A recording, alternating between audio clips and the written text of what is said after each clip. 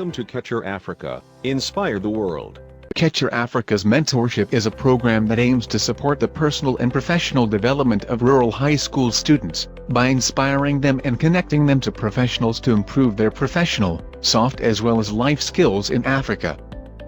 Our monthly webinar series Education Beyond Borders and After Education Beyond Borders are aimed at sharing information about studying abroad, such as scholarships, university applications, and life in general, and the role of African diaspora in the development of the continent.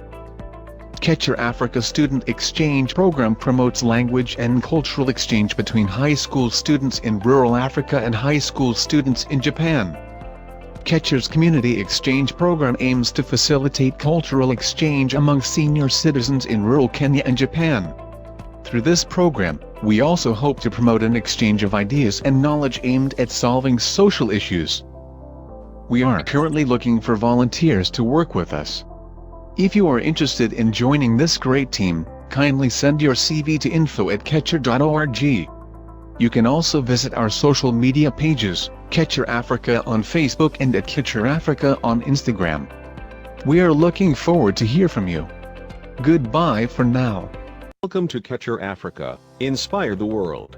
Kecher Africa's mentorship is a program that aims to support the personal and professional development of rural high school students, by inspiring them and connecting them to professionals to improve their professional, soft as well as life skills in Africa. Our monthly webinar series Education Beyond Borders and After Education Beyond Borders are aimed at sharing information about studying abroad, such as scholarships, university applications, and life in general, and the role of African diaspora in the development of the continent. Kecher Africa Student Exchange Program promotes language and cultural exchange between high school students in rural Africa and high school students in Japan. Kecher's Community Exchange Program aims to facilitate cultural exchange among senior citizens in rural Kenya and Japan. Through this program, we also hope to promote an exchange of ideas and knowledge aimed at solving social issues. We are currently looking for volunteers to work with us. Welcome to Kecher Africa. Inspire the world. Kecher Africa's mentorship is a program that aims to support the personal and professional development of rural high school students, by inspiring them and connecting them to professionals to improve their professional, soft as well as life skills in Africa. Our monthly webinar series Education Beyond Borders and After Education Beyond Borders are aimed at sharing information about studying abroad, such as scholarships, university applications, and life in general, and the role of African diaspora in the development of the continent. Kecher Africa Student Exchange Program promotes language and cultural exchange between high school students in rural Africa and high school students in Japan. Kecher's Community Exchange Program aims to facilitate cultural exchange among senior citizens in rural Kenya and Japan. Through this program, we also hope to promote an exchange of ideas and knowledge aimed at solving social issues. We are currently looking for volunteers to work with us. If you are interested in joining this great team, kindly send your CV to info@kecher.org. You can also visit our social media pages, Kecher Africa on Facebook and at Kecher Africa on Instagram. We are looking forward to hear from you. Goodbye for now.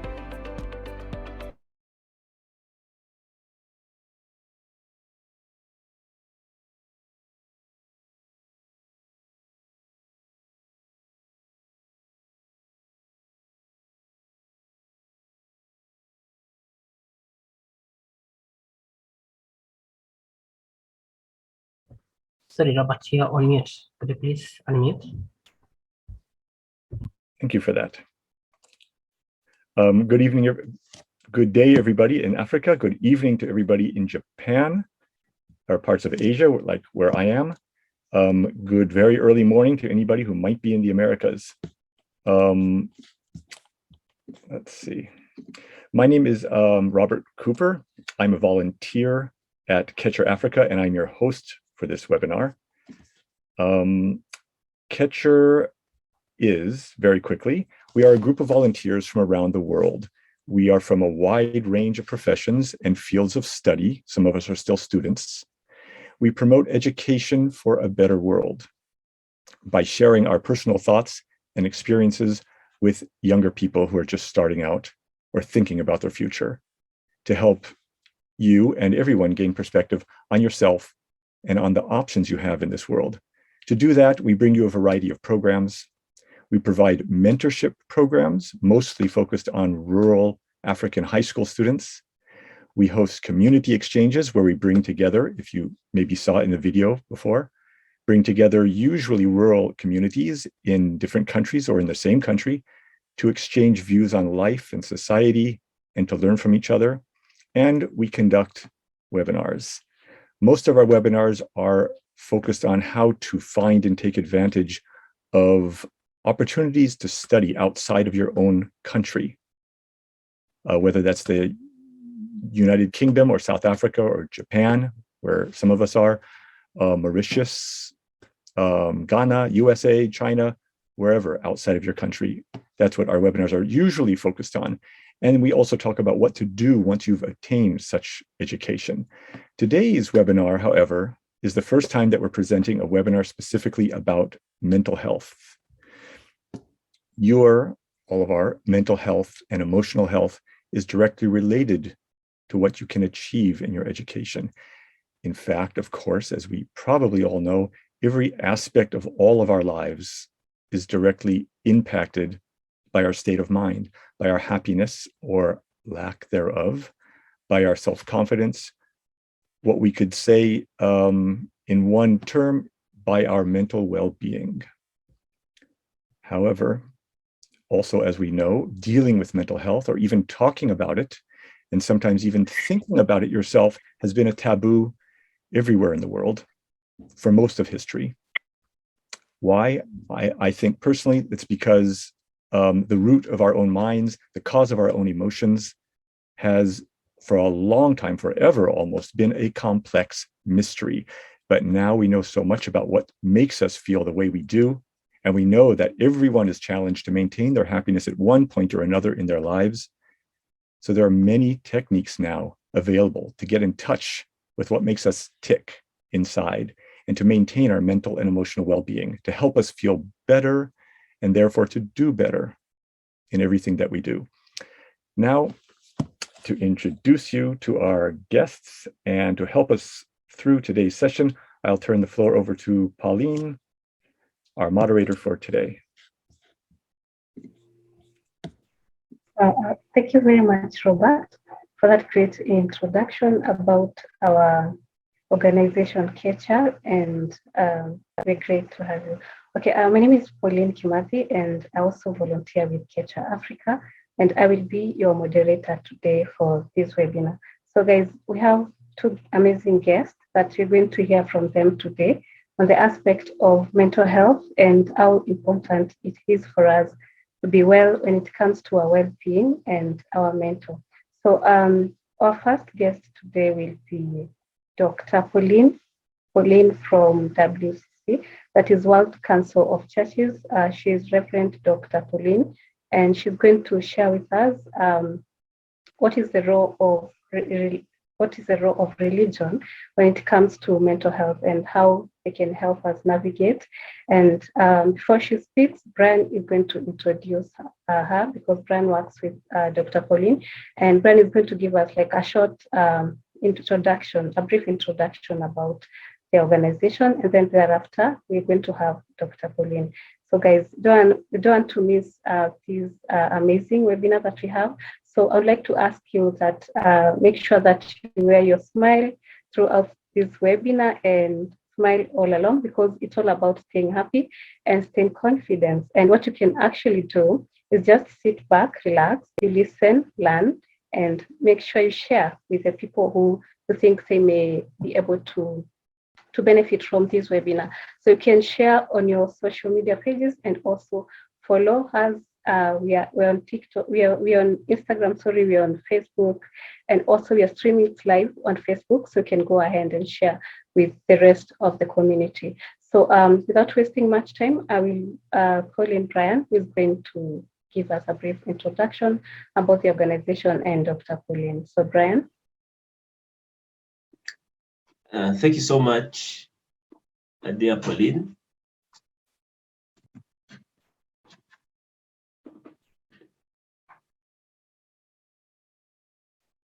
Thanks so much, dear Pauline. Allow me to welcome you, friends, to this very wonderful webinar. My name is Brian Muyunga.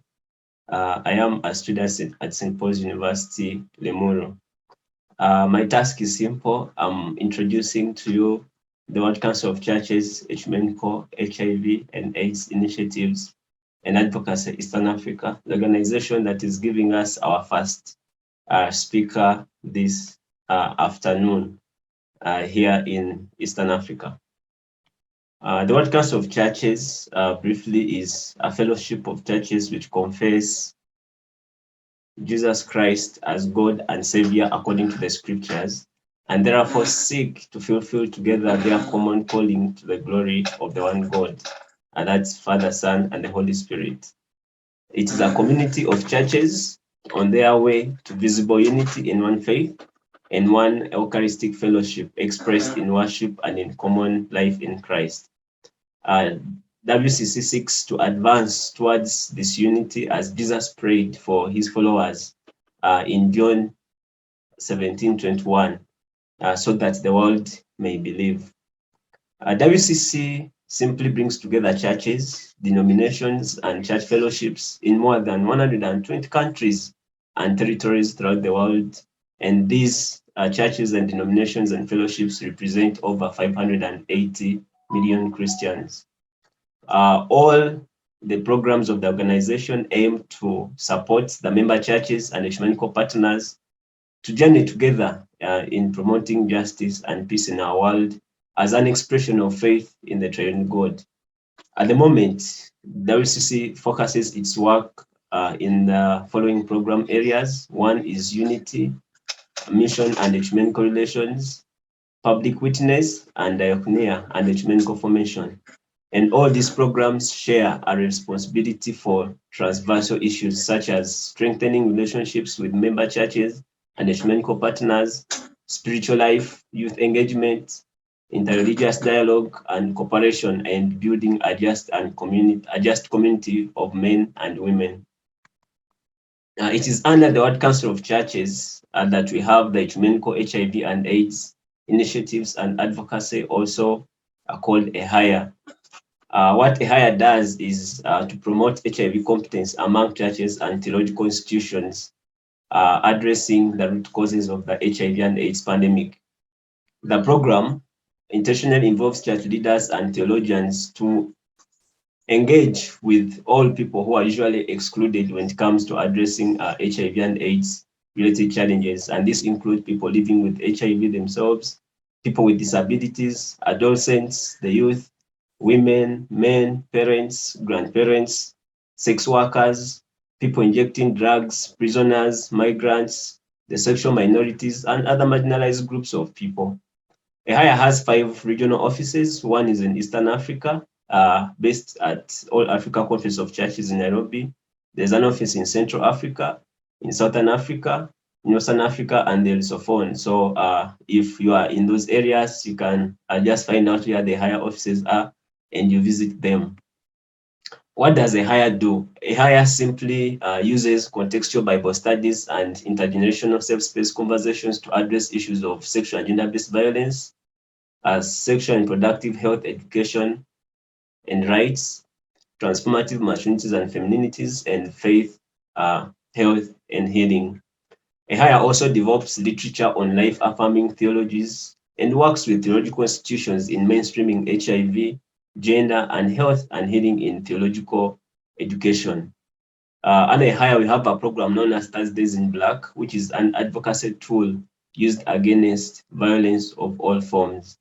And if you love to know more about what EHIA is and what EHIA does, I request you to just visit the website, https://www.okomene.org, and then you'll be able to see EHIA. Even if you just punch in the word EHIA in the Google, you'll be able to get much about that organization. So our first speaker is the Reverend Dr. Pauline Wanjiru. The Reverend Dr. Pauline Wanjiru is the Eastern Africa Regional Coordinator of the World Council of Churches, Ecumenical, HIV and AIDS Initiatives and Advocacy since 2009. She has been a priest of the Anglican Church of Kenya since 1992, and she holds a doctorate from St. Paul's University in Mission Studies.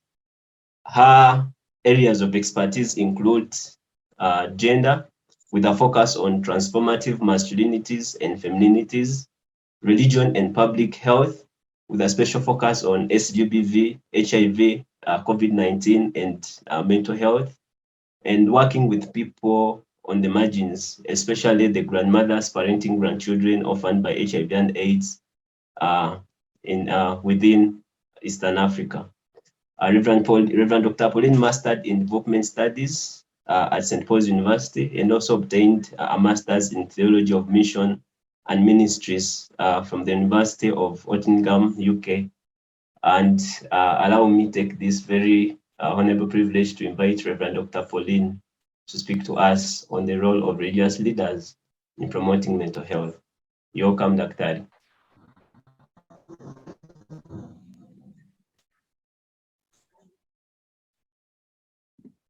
You're muted, Dr. Pauline.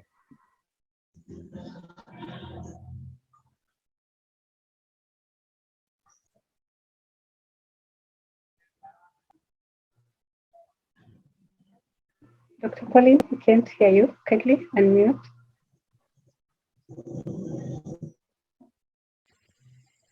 Okay, that's unfortunate. Thank you very much, Brian, for introducing me. And I am grateful to Kecher, our colleagues in Kecher, for giving us this opportunity to share this platform with you. So the World Council of Churches has been very well introduced by Brian. There is much we could say about what we do and who we are and how we do it and with whom, but time does not really allow us to do that, and that is why there was an invitation to go into the website and learn more about our youth engagement, learn more about the assembly, which is coming soon, learn more about what we do, so that you can see the linkages where we can work together. I'm looking at mental health, the role of religious leaders, and I begin by asking us, what is mental health? It is a continuum of our emotional state, psychological state, social well-being, and it is all about what we think, how we feel, and how we act. It determines how we relate with other people and how we make decisions as well. This presupposes that there could be mental disorders, and mental disorders have a wide range of symptoms, mainly abnormalities in thought, emotions, behavior, and relationship with others. Common conditions of mental disorders include depression, suicide, dementia, mood disorders, and neurological disorders. People of all ages and economic status can suffer from these disorders. Where do we see the burden of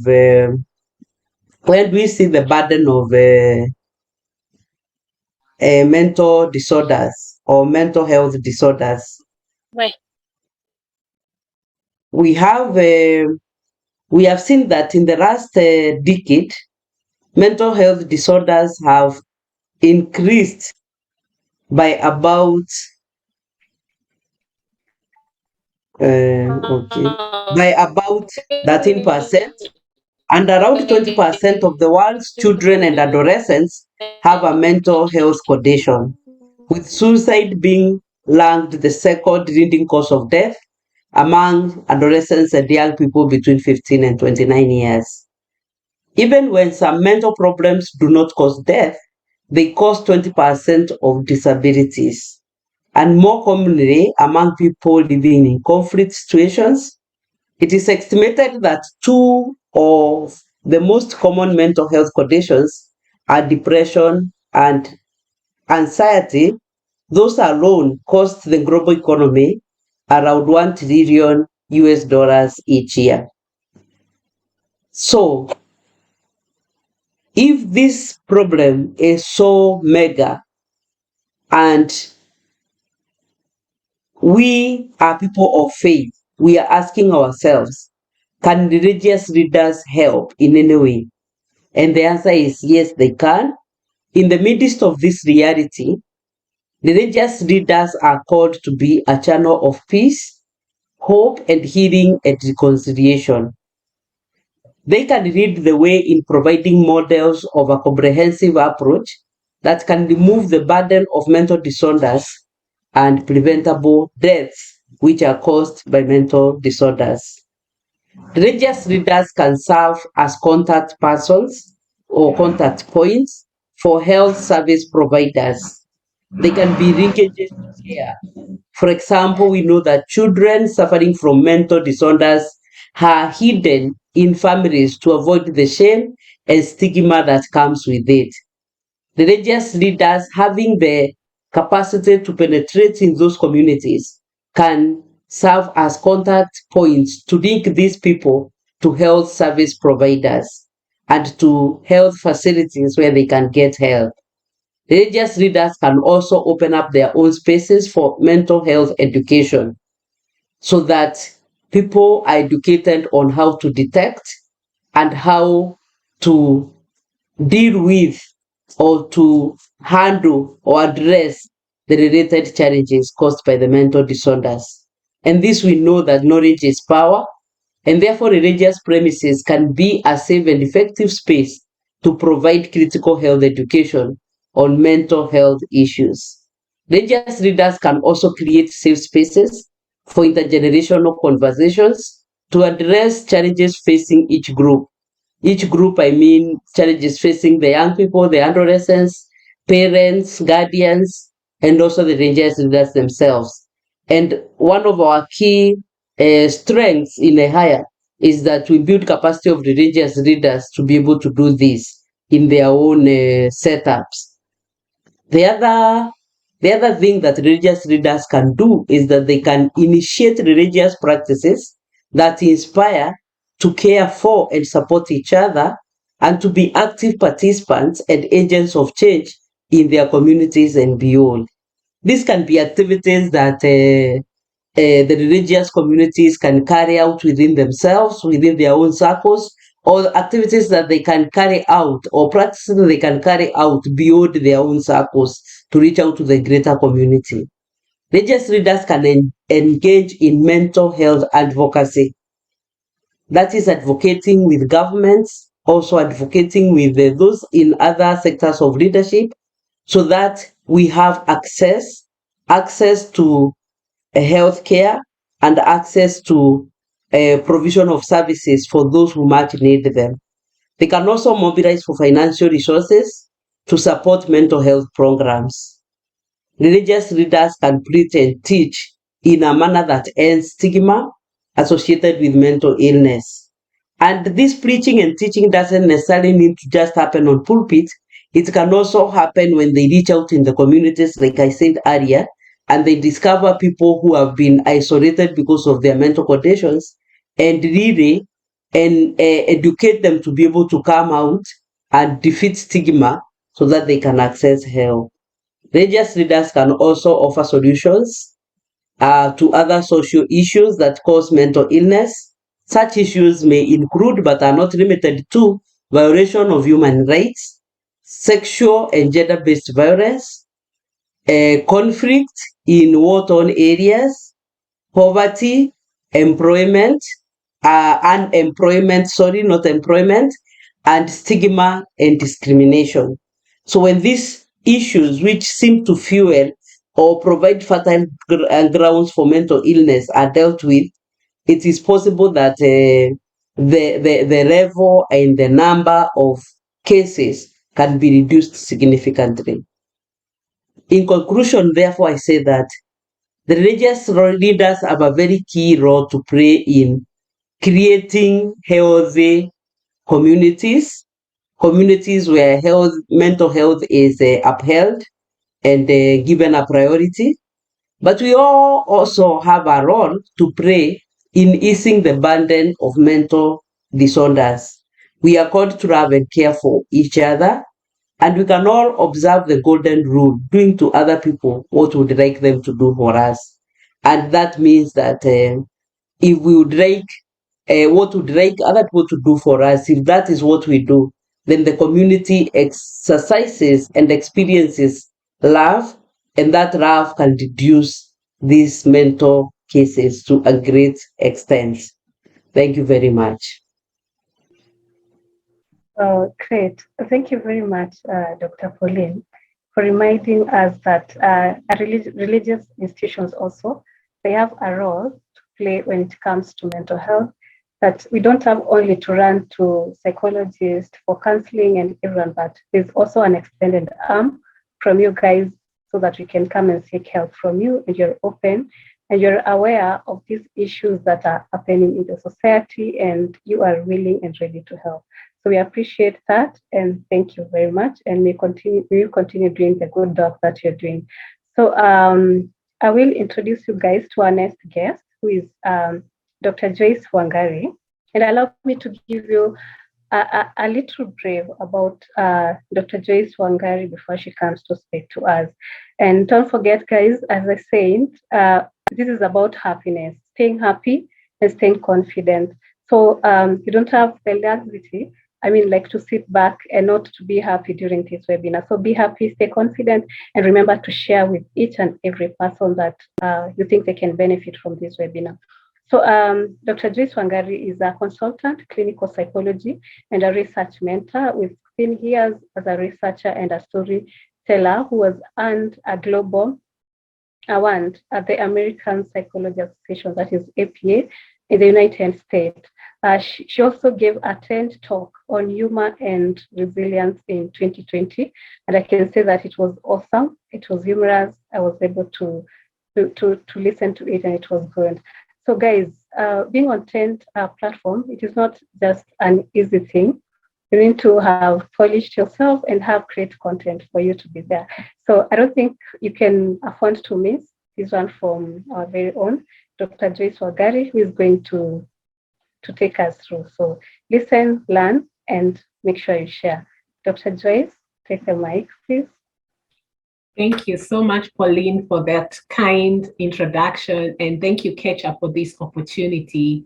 I'm so delighted to be joining in. Can you imagine now with Zoom, we can be in all corners of the world and also from our bedrooms, quite literally all of us together here today. So I'm really honored by this chance. I also learned a lot about what Reverend Dr. Pauline Giro is doing, and I'm really amazed at the work of people of the clock, especially because we know that the church or religious institutions hold a huge number of people, and therefore it's just really amazing to learn that the church has taken on a social justice approach and really just going outside, we say just going outside the gates of the church and actually being with the people in whatever they're going through, and including mental health work. It makes our work so much easier from where I'm sitting as a mental health practitioner.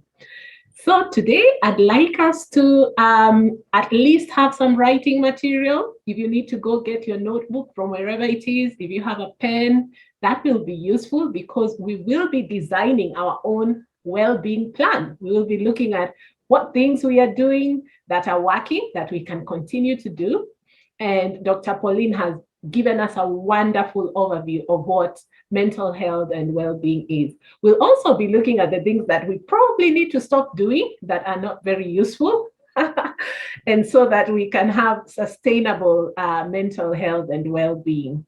And if I crack a joke in the middle of this session, please laugh, even if I cannot see you, even if a lot of you are off video, and I'll be happy to, keep this quite conversational so that we can all participate together. The other thing I'd like to also inform you is that at the end, we will do a breathing exercise. So yeah, we will practice well-being in the moment as well. All right. So I hope you now all have your writing materials. I'm assuming so because you're very good learners. All right. So I'd like us to begin with this picture. I'd like like you to please type in the chat, what do you see on the right of the slide?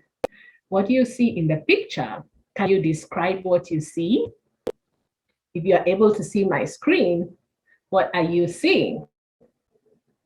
Whenever somebody is on Zoom, it's always good to check if people are paying attention. So just type whatever you can see in the picture. I'll give you a few seconds. Happy ladies, thank you. Marie Ishizeki, 2 ladies smiling and something. Okay. Notebooks. Ah, okay. 2 happy ladies having a moment. All right. So I'm not sure if all of you can see my screen, but I can see a lot more chats are coming in. Yes, I see you can see my screen. Anyone else who can see? What else? We can see it. Yes. Yes. Good. No, I'm happy to take any descriptions. So what can you see on the screen? It's okay if you are unmuted, you can talk, no problem. I'll take one more, then we continue. You busy, the nest says, we are following you so much. Thank you. Great, wonderful. The reason I'm asking about what you can see in the picture is that staying happy and staying confident is not always what it looks, okay? So you might think, oh, this is just the permanent picture all the time. Are we always happy and confident? We'll find out, all right? So I hope you're now getting that. I'd like a very highly interactive session, and so far so good. You're doing very well. So today's well-being session goals will be 1, to understand what well-being is, the importance of staying happy and confident as much as possible, and 2, to develop your own personalized well-being self-care plan. So create a plan that is holistic and integrated. Then number 3, put your self-care plan into action. And when we are moving into action, it's always good to discuss any challenges or barriers that you may be facing in incorporating self-care, short-term, long-term, individually, collectively, and so on and so forth, in order that you can have long-term success in your career and life development. So that's what we are up to in this session today. So again, I'd like to see if you have mastered the chat function on Zoom. So on a scale of 0 to 10, please select one number. You can round up to the nearest whole number and tell me, how are you feeling today? 0 being very sad, like helpless, depressed. 10 being very happy, like elated, like you can see the emojis or the smileys on the screen. So please take a number that's not a decimal, a full whole number. Let's say Pauline says 7, Robert says 8, Christine 6, Paul 5. Wow. Marie 6, well done 6. It looks like so far most people are on their happier side of things. All right. 5 is like so. It's in between, and that's all right. Thank you for sharing. Let's take some more sharing. We are more participants in the room, so let me wait for a few more. I see 6 there. I see a 7. Keep sharing. Okay, I see a 2. All right, thank you for sharing. A 7, a 6. Wow, I wish I was a mathematics quiz. Maybe I would be able to calculate the average of all the members of today's webinar. Now, this is so fantastic. We are all on different levels in the mood scale, and we are all at different happiness levels, and that's fine. I see a 6, an 8. Any more? Okay, great. Thank you for paying attention to the screen. So I'd now like us to take our pieces of paper and write items 1 to 10. So just write in a vertical column 1, 2, 3, 4, 5, 6, 7, 8, 9, 10. We're going to do another test. It's not a test like the one in school. It's just a scale, an assessment scale that we are going to do now. And as you can see on the screen, there are 10 items. So please number the list from 1 to 10. You can put a star next to the following numbers, and don't worry about the star, it's just a star. You can put an asterisk in front of number 3, number 5, number 8, number 9, and number 10. So those 5 items will have an asterisk or a star in front of them. But just put only the numbers. You don't have to copy everything from the screen. I'm going to read out each item one by one. All right. So I'd like you to reflect over the past 2 weeks. So from about mid-May until now. And please read each statement with me. I'll read it aloud and record a number 0, 1, 2, or 3. So those are the options. You can see the scale at the top there. So you'll either indicate 0, or which means strongly agree, or 1, you disagree, 2, you agree, or 3, you strongly agree, which indicates how much the statement applied to you over the past 2 weeks. So there are no right or wrong answers. Do not spend too much time on any one statement, just whatever comes to mind, yeah? So this is an assessment that we are going to actually score, and the results we will discuss shortly, all right? So I'm going to start reading each item in case anybody is having trouble to seeing the items. So item number 1, I feel that I am a person of worth, at least on an equal plane with others. So I'm assuming that nobody is lost. You're all with me. All right, I'll proceed. So for item 1, which score would you like to put there? Is it 0, strongly disagree? Is it 3, strongly agree? Or is it disagree or agree? So put a number at the end of that statement. Okay, great. Item 2, I feel that I have a number of good qualities. So take an answer, either 0, 1, 2, or 3. Okay, then item 3, all in all, I am in, oh, you don't have to write in the chat, okay? So for this particular exercise, please write it in your journal, your notebook, your writing material. Hopefully it's not a piece of paper that you'll throw away soon. Something that you can keep and even do the test again in future. Okay, so please don't write your answers in the chat. This one you can keep private. It's your property. Okay, so let's go to number 3. All in all, I am inclined to feel that I am a failure. So indicate your answer, either strongly disagree, disagree, agree, or strongly agree. Okay, question 4, I am able to do things as well as most people. So you either write 0, 1, 2, or 3. Question 5, I feel I do not have much to be proud of. Okay, indicate your score there.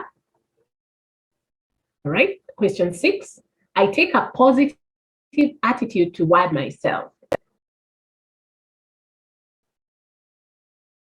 Question 7, on the whole, I am satisfied with myself. 8, I wish I could have more respect for myself. 9, I certainly feel useless at times. 10, at times, I think I am no good at all. All right, for those people just coming in now, don't worry. You can always take these tests, on your own. I will give you the name of the test shortly so that you can actually follow. It's a really short test, and it's always good at the top of the scale to write today's date so that if you do it again in future, you can then compare.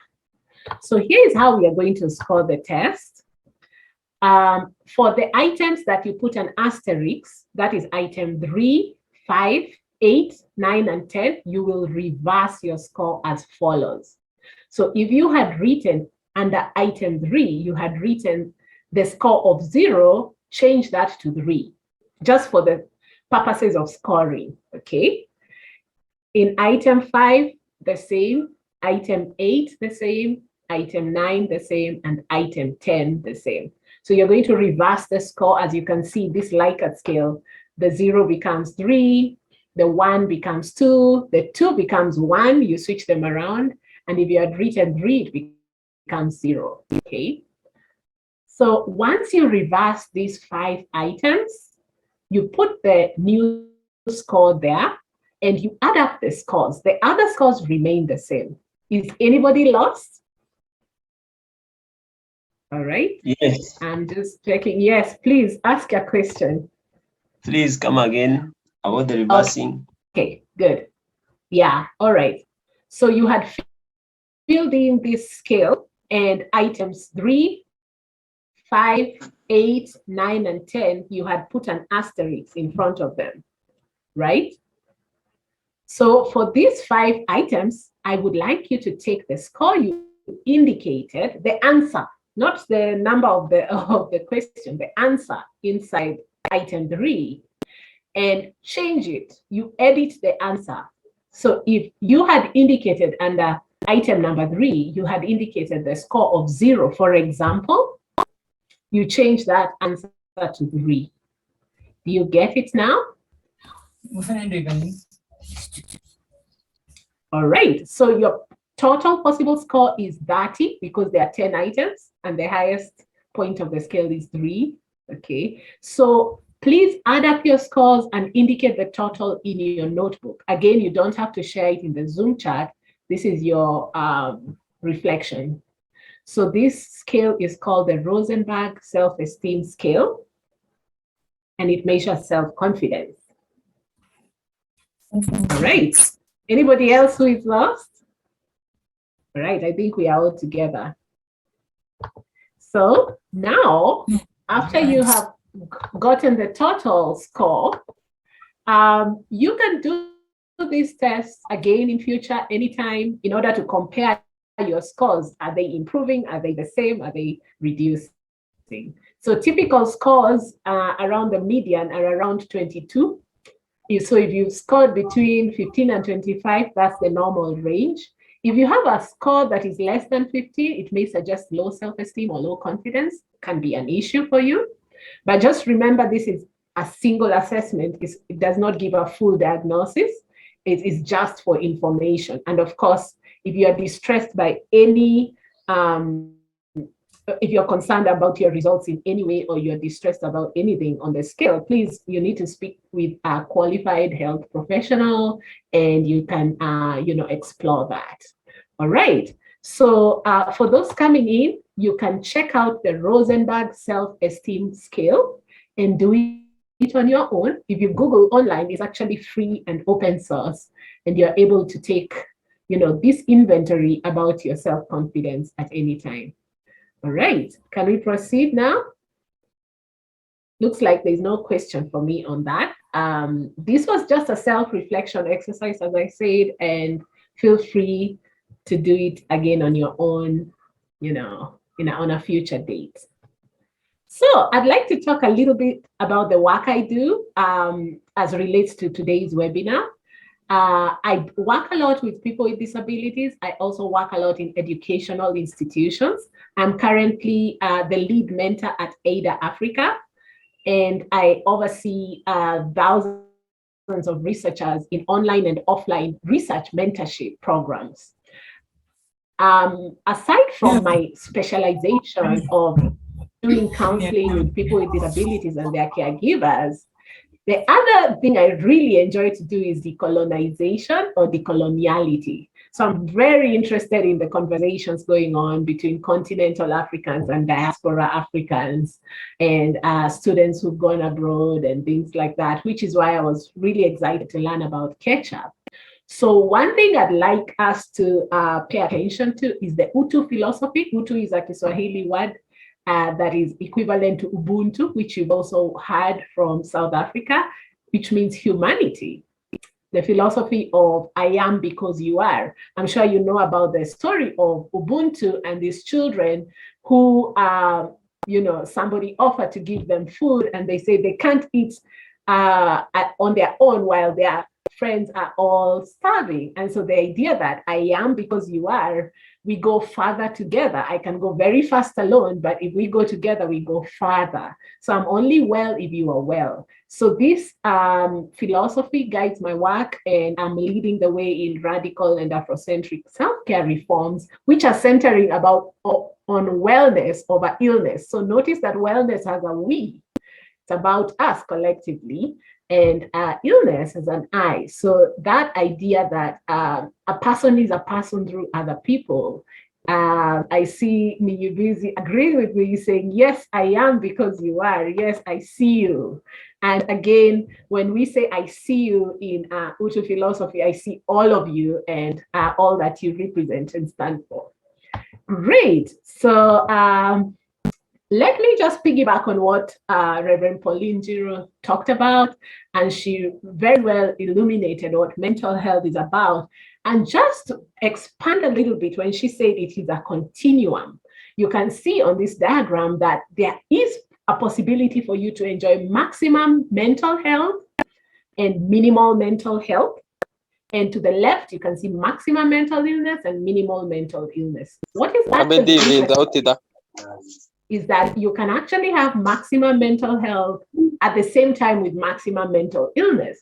For example, Dr. Pauline Giro talked about some people may suffer mental disorders or conditions such as depression, anxiety. People such as people who actually can't take medication for severe depression can enjoy maximum mental health, even when they are having very maximum or severe mental illness. So you can have a high sense of subjective well-being despite suffering from mental illness. So I know a lot of times whenever we think mental health, we think it's the opposite of mental illness. But this diagram reminds us that everything exists in a continuum.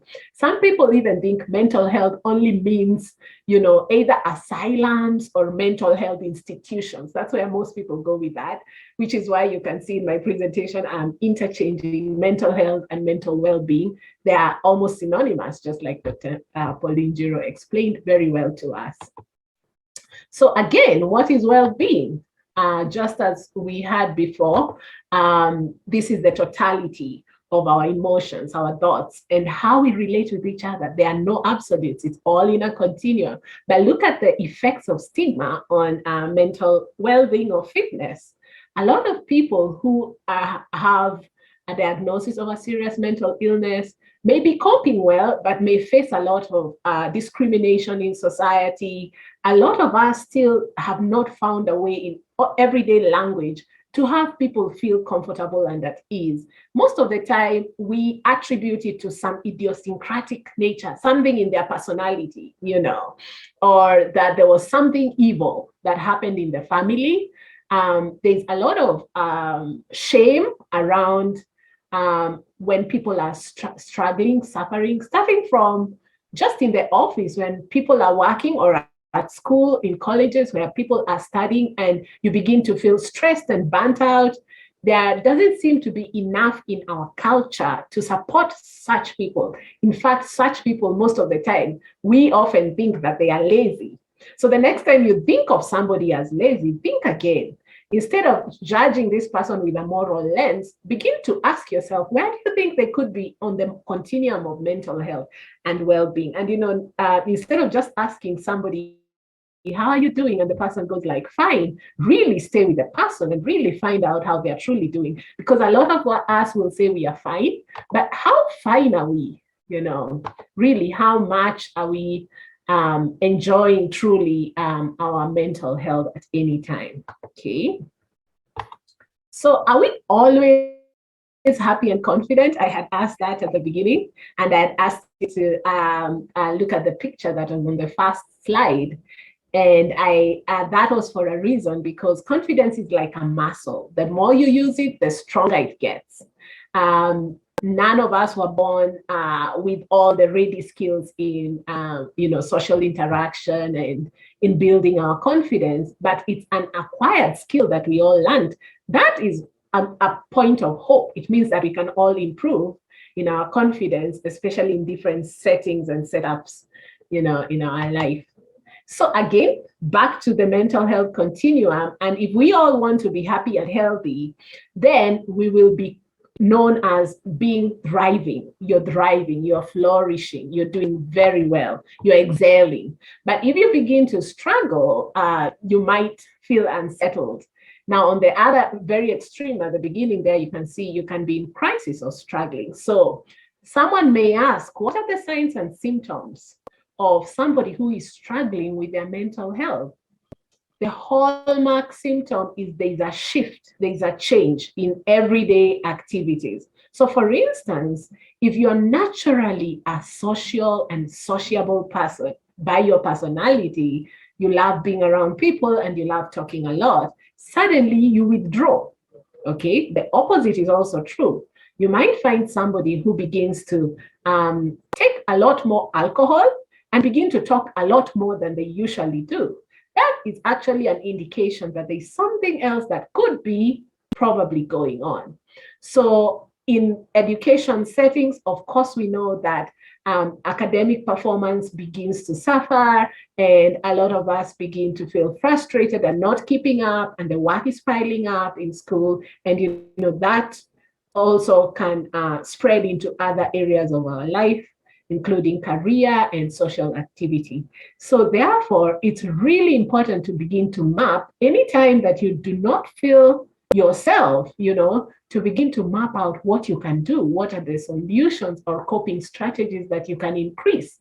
Now, a lot of people, when they are stressed, they think, I should just keep working. I should just do, studying the whole night and not sleeping. Well, actually, that's not a good idea. When you have very poor sleep, we know that affects your memory, okay? And long term, it is actually a risk factor for depression, obesity, and a host of other health conditions. So instead of skipping sleep in order to excel in academics, instead of that, you can come up with a system where, you are well-paced and you can organize yourself so that you don't have to wait up to the last day and procrastinate. And, then you have a lot of stress towards the end of the school term. So I'd like to take some sharing again. In your own opinion, and looking at this picture, what do you think self-care is? What is self-care? Feel free to also type in the chat. You can also unmute. I'd like to hear one voice at least, or two. Or if you're not able to, then just type in the chat. Feel free to raise your virtual hand.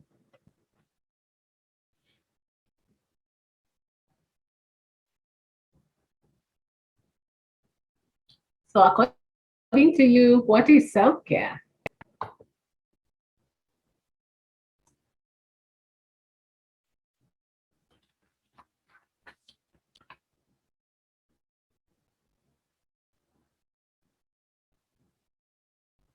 All right, Joylene says, taking some time to pamper oneself. Wow. Pauline, Dr. Pauline, taking time to serve you and to receive service. I like the part for serving and receiving, okay? Brian Muyunga says, self-care is all about taking good care of oneself. Christine, according to this picture, self-care is self-love. Wow, I like that. Galila Degel says, self-care has been defined as a process of taking care of oneself with behaviors that promote health and active management of illness when it occurs. Yes, I like that. It has aspects of well-being as well as, illness. Yeah. Paul Windy, appreciating yourself as an individual. Amancio, understand that there is a need of looking into your emotion and how it affects you. I like that. I would like to imagine on a day like today, it's a Saturday, that you woke up and you probably brushed your teeth, you had a bath and a few other, things you did for your self-care. You probably drunk something or eaten something today. And sometimes we think that self-care is only at the physical level, but I like that Amansha has introduced the dimension of also emotional. Okay.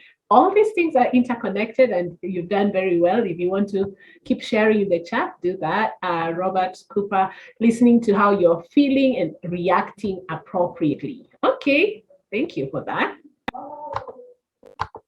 So what do you see in the picture? This slide is about the place of self-care for the emerging adults. Emerging adults are people aged around 18 to, it could be till 40 years, so young adults. So what do you see in the picture?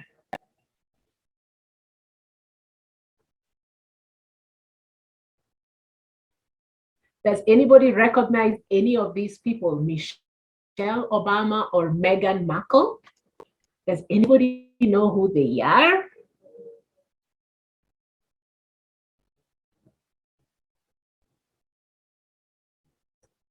Yes, I see your close attention. Yes.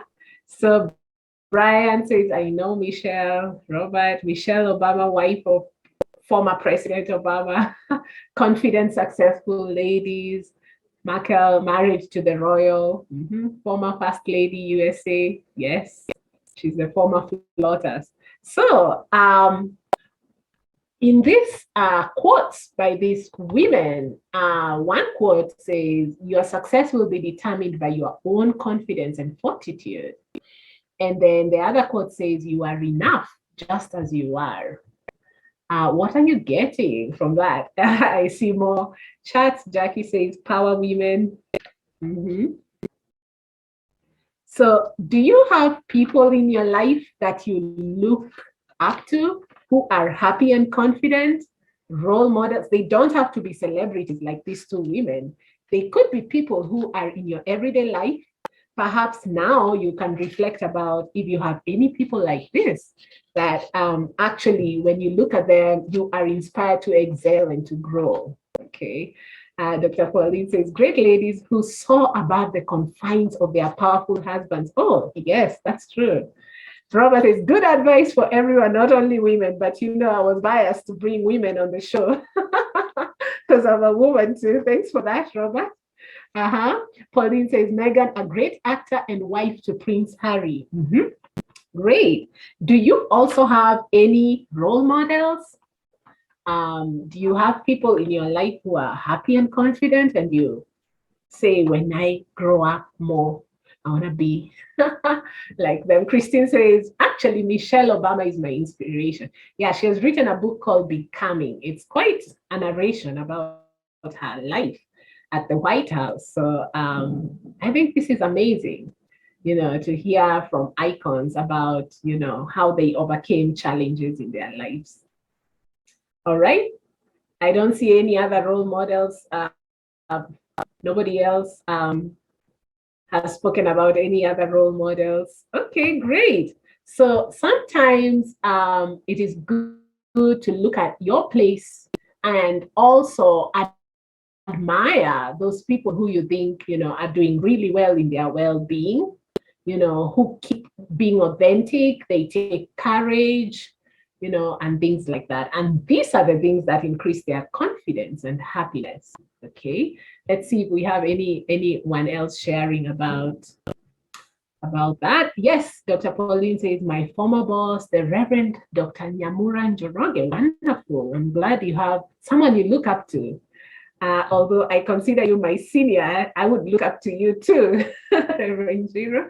Then we have Niyebizi, the next, to be rich, good family, living in love, emotional.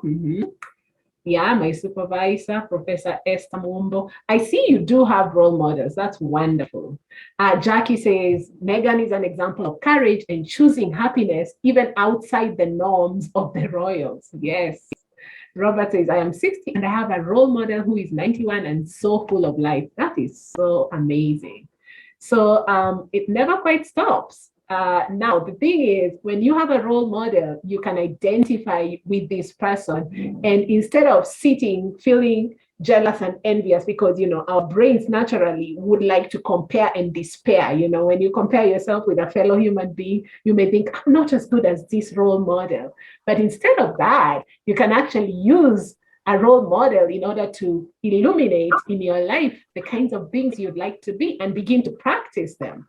So I'm going to be sharing some tips on how you can actually become better in relationships, successful and great by practicing just being happy and confident. I think the first thing is you need to be a little bit crazy and believe in yourself, okay? Beliefs are like self-fulfilling prophecies. So the minute you say, I can do this, I can get better, you will actually begin to act consistently with your beliefs.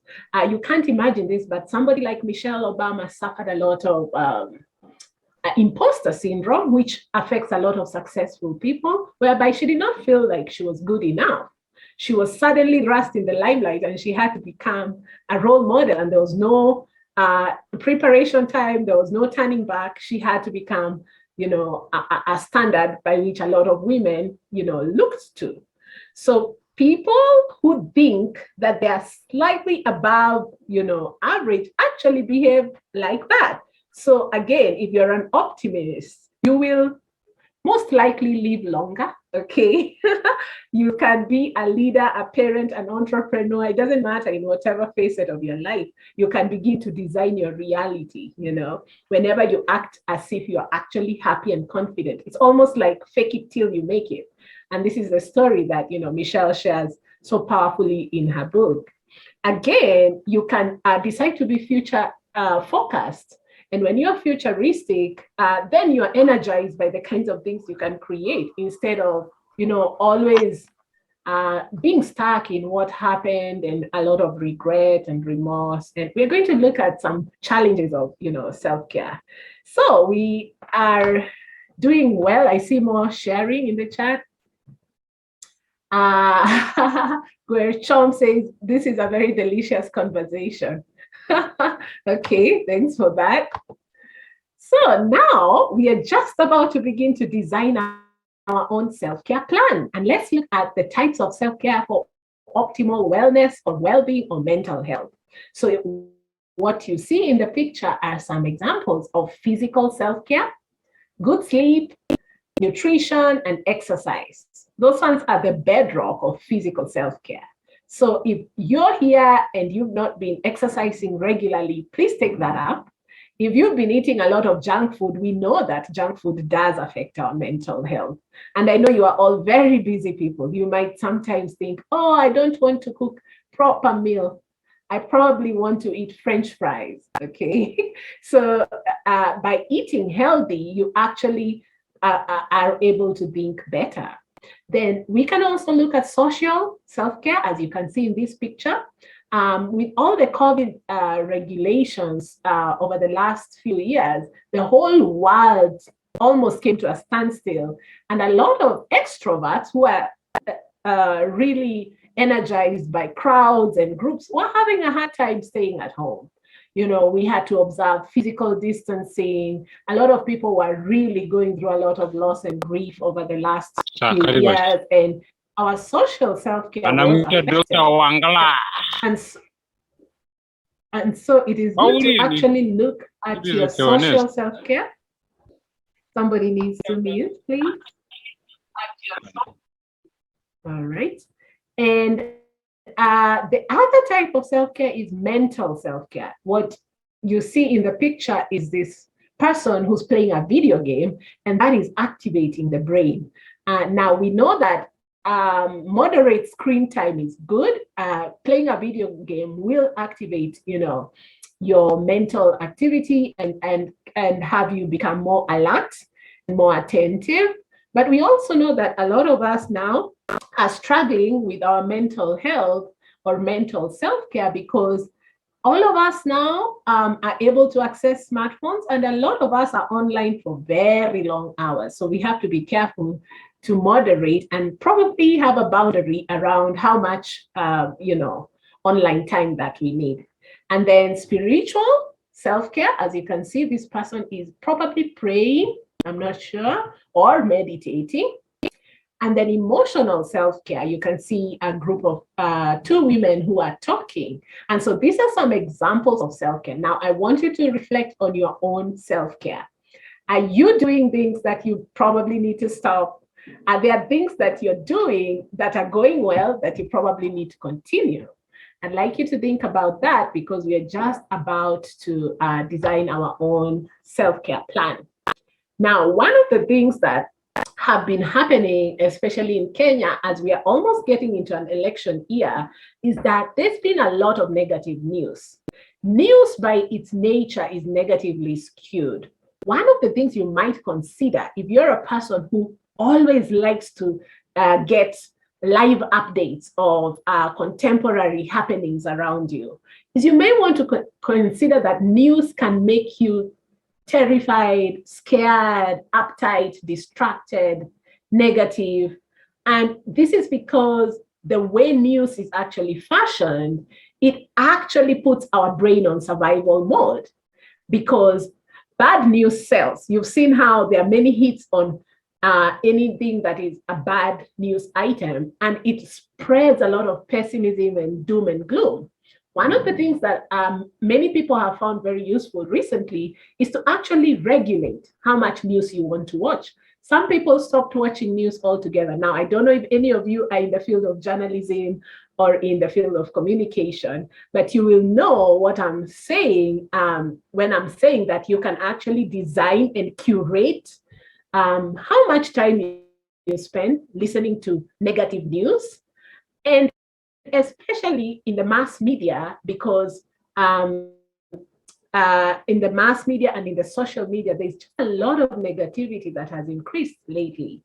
The other thing that you may want to consider stopping to do is stop spending or investing your valuable time with people who always complain, they're always gloomy and pessimistic. These are people who feel like they have control by just sharing a lot of very, very, very sad stories. Now, I'm not saying don't be there for your friends who are struggling.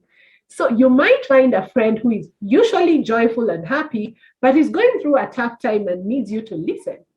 So in that case, then you can actually provide support as a friend and listen to your friend. You'll be providing social care to your friend, and they will be actually benefiting from that.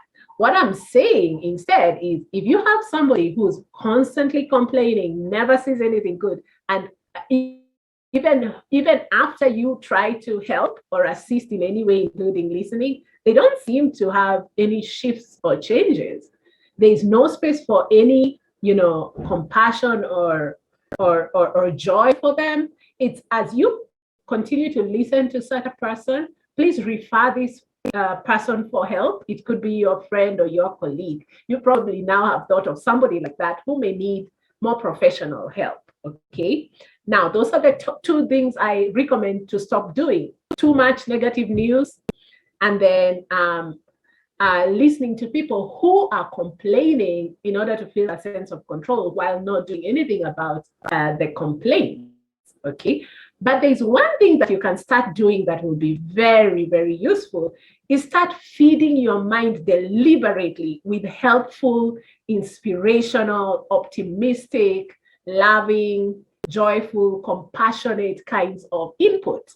A lot of us now are able to watch some things online. You can actually go and find scriptures that get you, calm and peaceful inside so that you restore your well-being whenever you feel like your wellness is off. So I'm seeing somebody saying hello from Rwanda. Thank you so much, Egide, for that.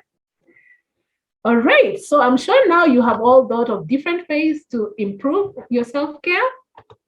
So again, the different facets of our life are such as emotional, financial, social, spiritual, occupational, physical, intellectual, and environmental. And if you look at this wellness wheel, you can see that a lot of spaces are shared in this diagram because these circles are going into each other, which means that wellness is interconnected. And just like Reverend Dr. Pauline Giro mentioned, is that all of these different things have to work together integratively and holistically. So how are you doing emotionally? How are you able to cope effectively with life and create satisfying relationships? I know relationships is a major part of distress for a lot of us, because sometimes you have an expectation of a relationship and then maybe suddenly you're facing rejection, or you begin to suffer inside a relationship, okay? So look at all of these different facets of your life, and I'd like you to just, take a moment and reflect on them. Financial well-being. Are you satisfied with your current and future financial situations? Okay. Your social well-being.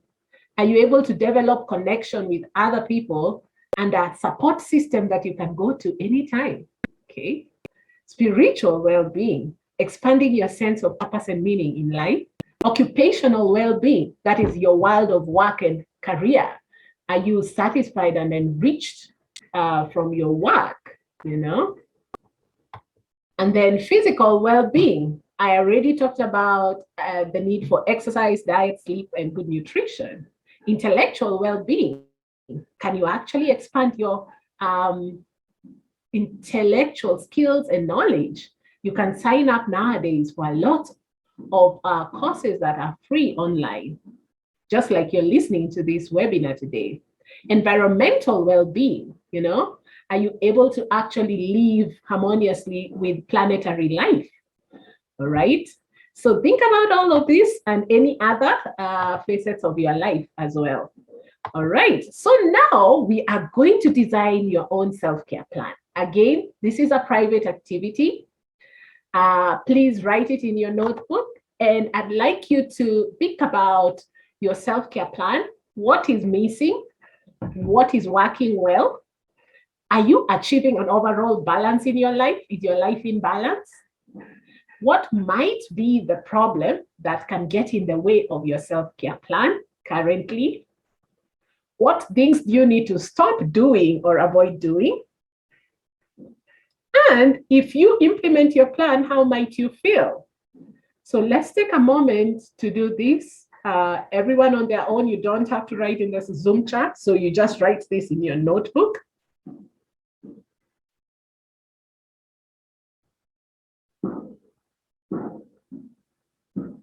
So I'll give you about a minute to do that, since you've been thinking about it from the beginning anyways.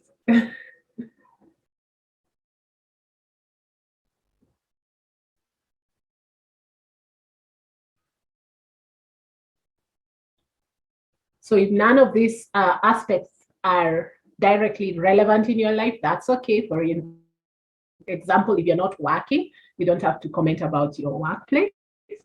You just take the aspects that you think are relevant for you, and any other that I could have forgotten to list there.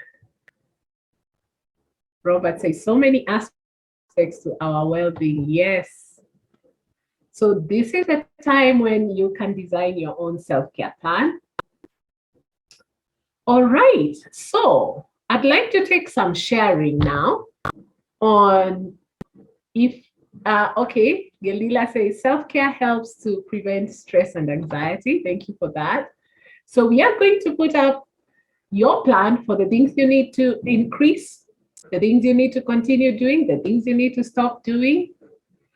And maybe let's begin with the challenges. Let's look at any barriers or challenges that may come in the way.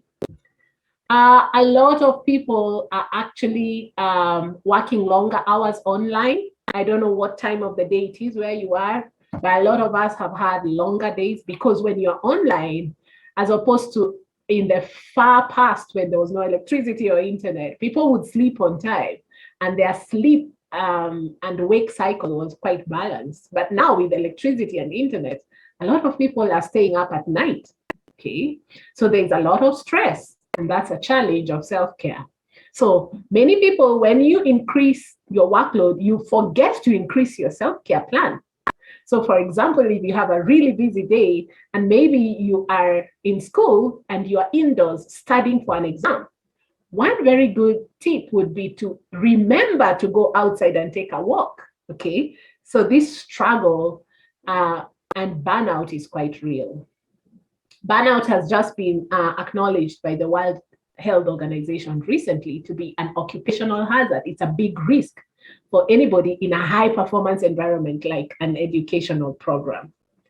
Now, there are other people struggling with how to start a conversation, keep a conversation, or maintain a conversation. So I'd like you to know that there are many tips online. You can literally go to YouTube and watch videos on the phrases you can use to actually maintain conversations. So maybe your struggle is that you've always been shy or anxious around people and you feel a little bit socially awkward, and that affects your confidence. Remember, today's webinar is about happiness and confidence.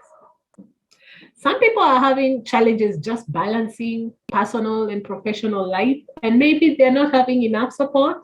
Maybe you haven't looked and scrolled at the list of people saved on your phone and actually made them into your friends, okay? You could be struggling with lifestyle changes that are more chronic amidst the daily stress that is more acute, that's ongoing. You can add to any other challenge in your self-care plan that might be affecting you. Remember that you can write this in your notebook and also reflect about it even after the webinar with the goal of creating the solutions to these challenges. So I talked earlier about relationships, and especially during emerging adulthood, when a lot of people are seeking close relationships and they want to feel connected and intimately involved with some, maybe a partner or a group of friends, or just to confide in somebody. A lot of us suffer a lot of rejection. Now, rejection doesn't mean you're not good enough. It means the other person may have failed to notice what you have to offer, okay? So the skill in relational self-care is how to pick yourself up. For example, after a breakup, okay? So you need to believe in yourself, have faith in your abilities. You need a humble confidence that is also reasonable. We're not talking about being confident as being proud or arrogant or cocky, no. We talk about confidence in knowing who you are with good self-awareness, okay? So that you have the determination to succeed and not to give up. So you are confident in your own powers so that you can be successful and happy, right? So those are some challenges, of self-care. Now let's design some solutions. And I'd like to take some sharing from you. What are the things you're going to start doing and what are the things you're going to stop doing? I put up a little list, but you can add more. So maybe you need to make time for your favorite people. A lot of research has been done into the fact that if you made a phone call of only 10 minutes to somebody who you know has your back, this is your good friend, you can start to feel better immediately. So the next time you feel low or sad, remember that one friend that you would like to confide in or that you usually confide in. And just ask your friend when you can meet, or if you cannot meet at all, then make time just to talk to them, even just for 10 minutes. You begin to feel better and you'll feel happier and connected, okay? Another thing you can do for self-care long-term is to plan something to look forward to. I know especially a lot of us Africans are not used to planning out holidays, okay? But that's now becoming very important because you realize that over time, especially if you're handling a lot, you need a break, okay? You need to actually stop and do nothing for a while. So another thing is to challenge yourself physically, and increasing exercise has been known to be very, very good for your mood and your well-being. And of course, say goodbye to a bad relationship. If you need to let go of toxic relationships, then so be it. There's one other extra tip I want to add. For people who are always online, try to practice the 20-20 method. Look at least 20 feet away for 20 seconds every 20 minutes. to cut down on eye strain and give yourself a quick break. So a lot of us have been glued to this computer for a while or phone. I don't know where you're joining the Zoom from, but also we've had an increased number of people with headaches and eye strain because of online interactions. So you've got to be very careful and not strain your eyes or your head by concentrating for too long. Take regular breaks whenever you can. Great. So I'd like now for you to add to this list. What are you going to continue to do? And what will you stop doing? You can share any of those in your self-care plan that you created. So what are some solutions to some of your current challenges in self-care? I'd like to hear from you. All right, let me see in the chats. Delila had already said something. Paul says idle walks. I like that. Some people combine walking with talking with a friend or listening to music or observing nature. That is very relaxing. Thank you for sharing. Robert says, me too, idle walks. Yes. Our bodies were not made to sit still for a long time. Actually, if you exercise your muscles, you become strong and agile. And it's very important, especially as you grow older, for you to keep exercising. Brian Muyunga, I will begin setting an alarm for going to bed. Oh, I like that. In fact, every one of us should consider a time limit for getting offline. I see people are online even at night as they are sleeping, so that in the middle of the dreams, they wake up and, they're back to scrolling on their phones. So that's a really good idea. You set an alarm for going to bed. And you can also determine how much, online presence you need to have. Great. Anyone else? What will you start doing for your self-care? What will you stop doing?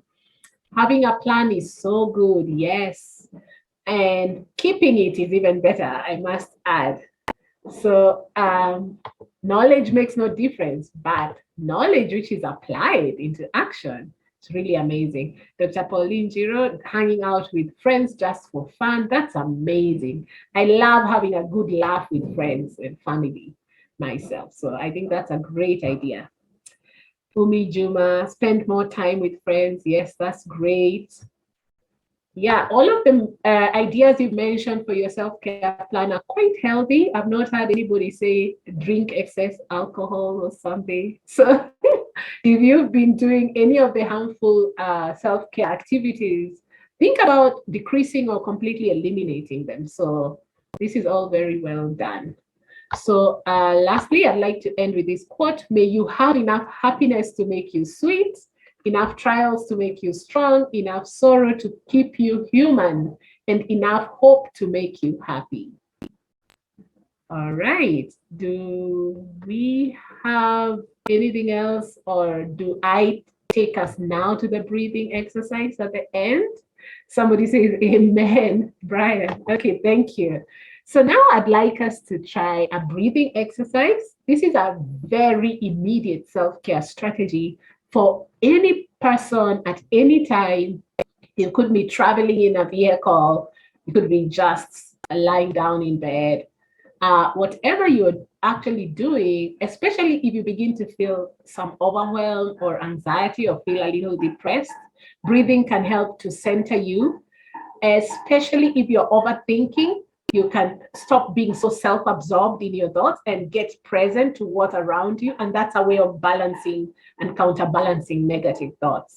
Okay. So when you breathe, you let go and remind yourself that this very moment is the only one you know you have for sure. So the idea of staying present, I'm sure you all know who Oprah Winfrey is. Chalika is laughing and saying, Umi, calling to the friend. Faith is saying, making time for journaling. Yes, keep typing in the chat, no problem. So this breathing exercise is called the 4-7-8 technique. You breathe in for 4 seconds, you hold for 7 seconds, and you breathe out for 8 seconds strongly as if you're blowing out a candle. And then we are going to pair it with a visualization exercise where you imagine that as you breathe in all the wonderful things, and you breathe out all the self-doubt and unhappiness. So are you ready? Okay, so feel free to sit comfortably. Notice where your feet are. If they're on the ground, are they comfortable? Notice if you're sitting in a chair, is it holding you? Notice how the chair is actually holding you up.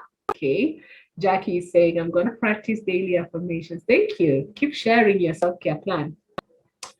So let us do this 3 times. And if you feel a little hyperventilated, it's okay. You might feel a little dizzy if you're not used to breathing deeply. But after a while, that will disappear. Okay, so let's breathe in. Hold. Breathe out. Notice how during breathing out, I breathed out strongly. So I also closed my eyes. Feel free to close your eyes if you want. Okay, let's do this 2 more times. Breathe in. Hold. Breathe out. And the last time, breathe in. Hold. Breathe out.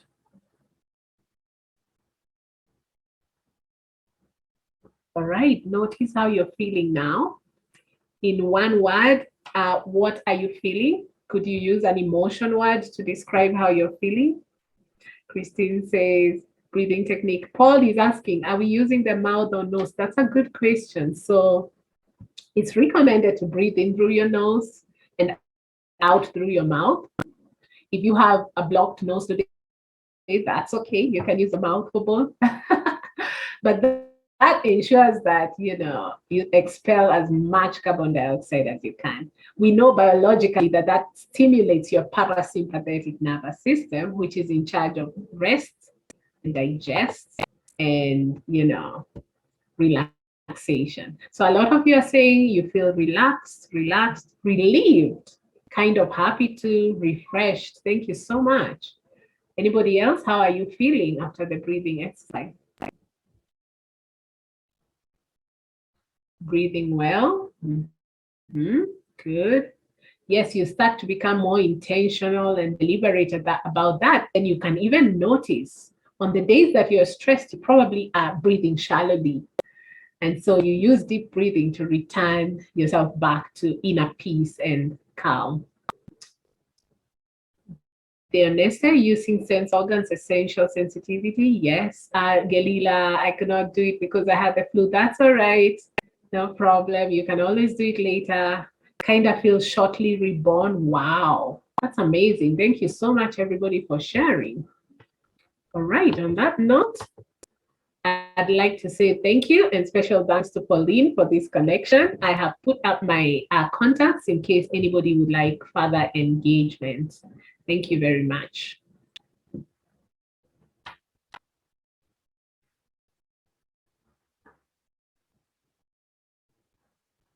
Over back to you, Pauline. Well, thank you very much, Joyce. That was so great. You've reminded us so much that we need to remember about our well-being and our self-care. So we're so grateful. And I hope that you're still happy, you're still confident. And after this, I promise, I'm going to review my self-care plan. And thank you for those tips that you gave us. Thank you, thank you, thank you. So self-care is something that we all need to practice and our well-being. So probably before we go to the questions that we have, I would like to say that Dr. Joyce reminded me of a book that I read in 2020 last year, and it was talking about well-being that has resonated so well with the topic. And the book is by Ariana. It's called Thrive.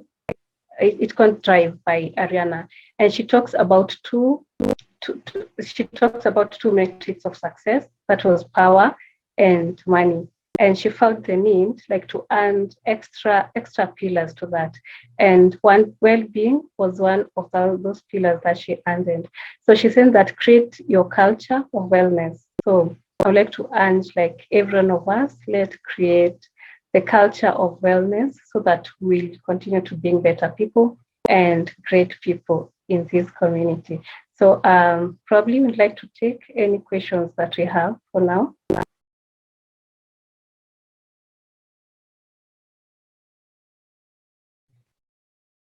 And as we wait, probably I would like to ask Joyce, maybe one question that most likely would resonate with most of us. Sometimes we find that we experience that stigma when it comes to coming out and saying that I am not okay mentally, I'm not well. So how do we like come out confidently without having to hide ourselves? Probably we are afraid that our friends might like think something about us, or probably we might become vulnerable in the society of the people that we are around. So how do we get that confidence? How do we come out and stand strong and say, I am not mentally okay, I need help, and this is where I want to start? So probably you can begin us from there. Yeah, thank you for that question. I would say that sometimes we have experienced unfortunate incidences where you confide in a friend and you think that your friend is actually on your side, but maybe they're only listening so that they can go and gossip behind your back after that, or they decide to sneer and minimize or invalidate your current struggles. And that could be a reason why in future we may be feeling doubtful or hesitant or suspicious about sharing when we are struggling. I think the key is to identify wise people that we can confide in. Not everybody will have the proper time or the proper skill to help us, but you know a friend who actually can just listen to you respectfully, okay? Sometimes it's also really important to engage in self-advocacy and also tell your friends and family the kinds of responses that you would prefer, okay? So for example, a lot of us, and I think especially so men, are very happy to quickly advise somebody and try to fix a situation. Now, if somebody comes to you and they're saying that they've just lost a loved one and their loved one died, if you begin to give them advice very quickly, does it fix the situation? So it may actually be detrimental for you to advise. Advising sometimes is like poking somebody's eye. It might be more useful to just sit and listen and assure the person that you are with them. And by strengthening the relationship, this person knows that they can come to you, every time they have an issue, instead of, you jumping into giving them some quick advice, which may or may not work for them.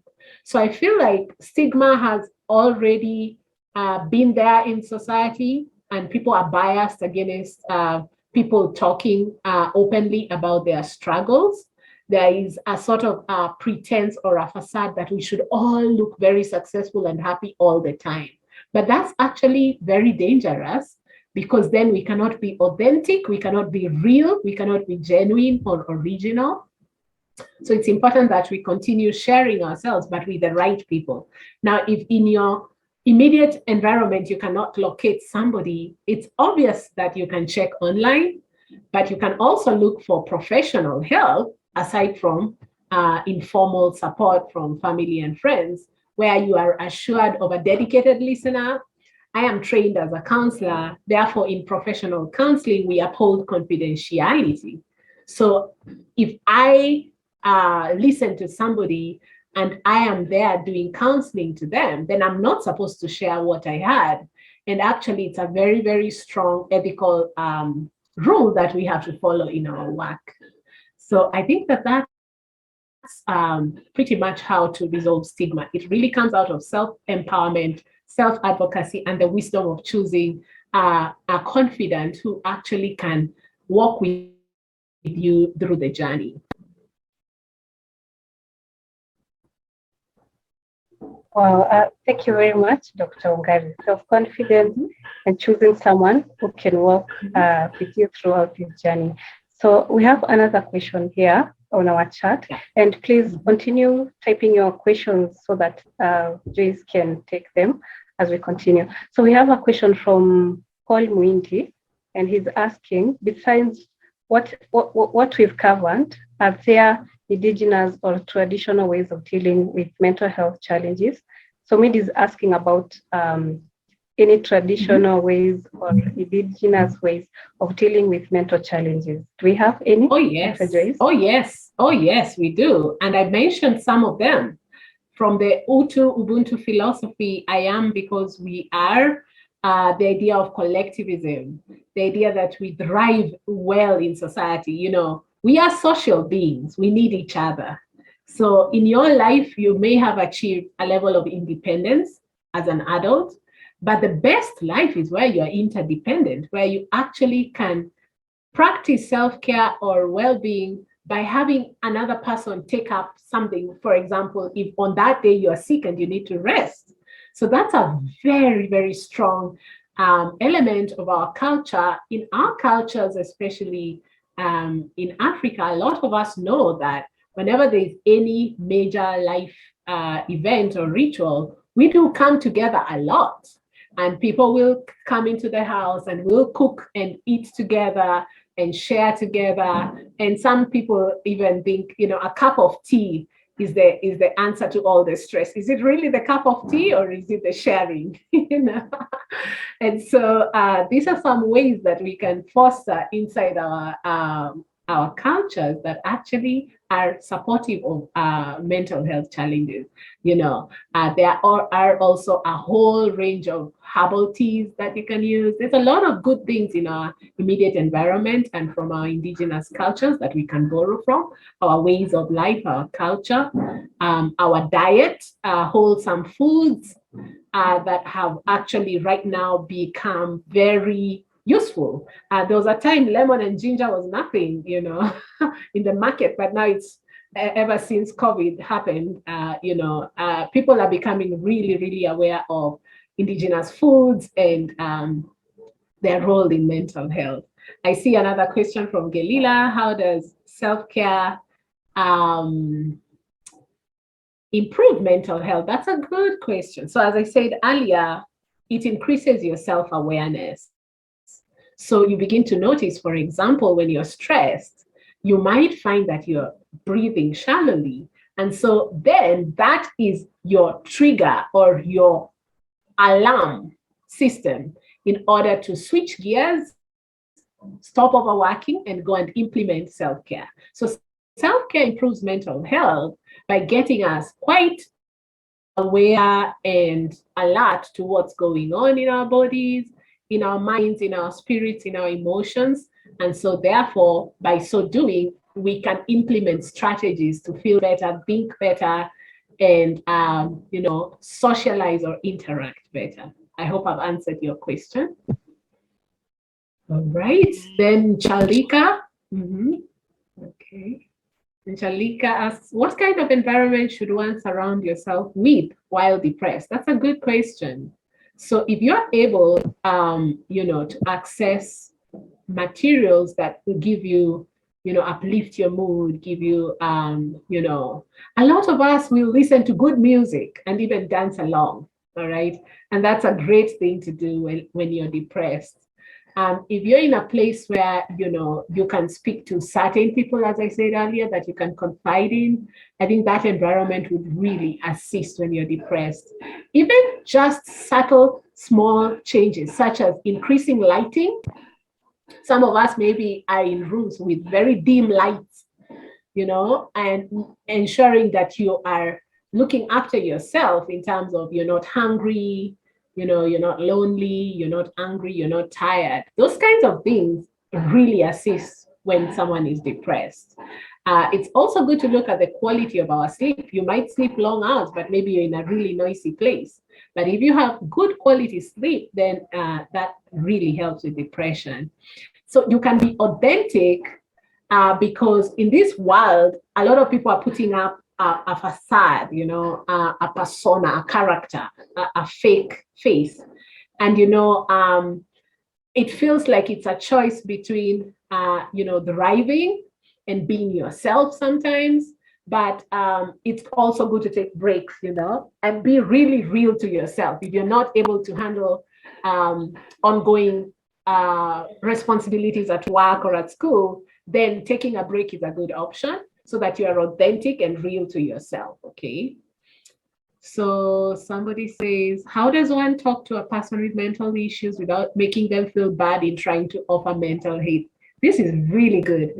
This question is about what I alluded to earlier, handling the relationship and strengthening the relationship, assuring the person that you're there, you're going to listen. Also asking the person what they need. A lot of times when somebody is feeling so down, we assume to know what people need. That's the reason why we quickly start to advise them. So it's actually good to just pause and slow down and ask this person what they would find most useful at that time. They might even say, I don't want you to keep talking. I want you to leave me alone for a while. I want to rest, Or they might say, I want you to stay by me, feeling a little bit lonely, okay? So another question, how can one balance empathy and cutting out negative energy and complainers? I like that. Everyone will be in a funk for sure. Is it likely that there will be no community in future because of the intolerance to negative spaces? I so agree with you, Sophia. There has been a decrease in empathy and compassion and the Utu value or Ubuntu values. I do agree that a lot of people have become very cold-hearted and callous and quite a bunch of negative energy and complainers. Now, I know it's not always possible to stay away from these people, but you can decrease their impact on yourself. So in life, it's not so much what happens to you, but what you do with what happens. And you can craft a response in a lot of toxic situations. Sometimes if you are able to, you can literally stand up and walk away, But if you have to constantly be near a lot of toxic energy, then you can increase your self-care and have another different place, which is safe for you to discharge of that toxic energy.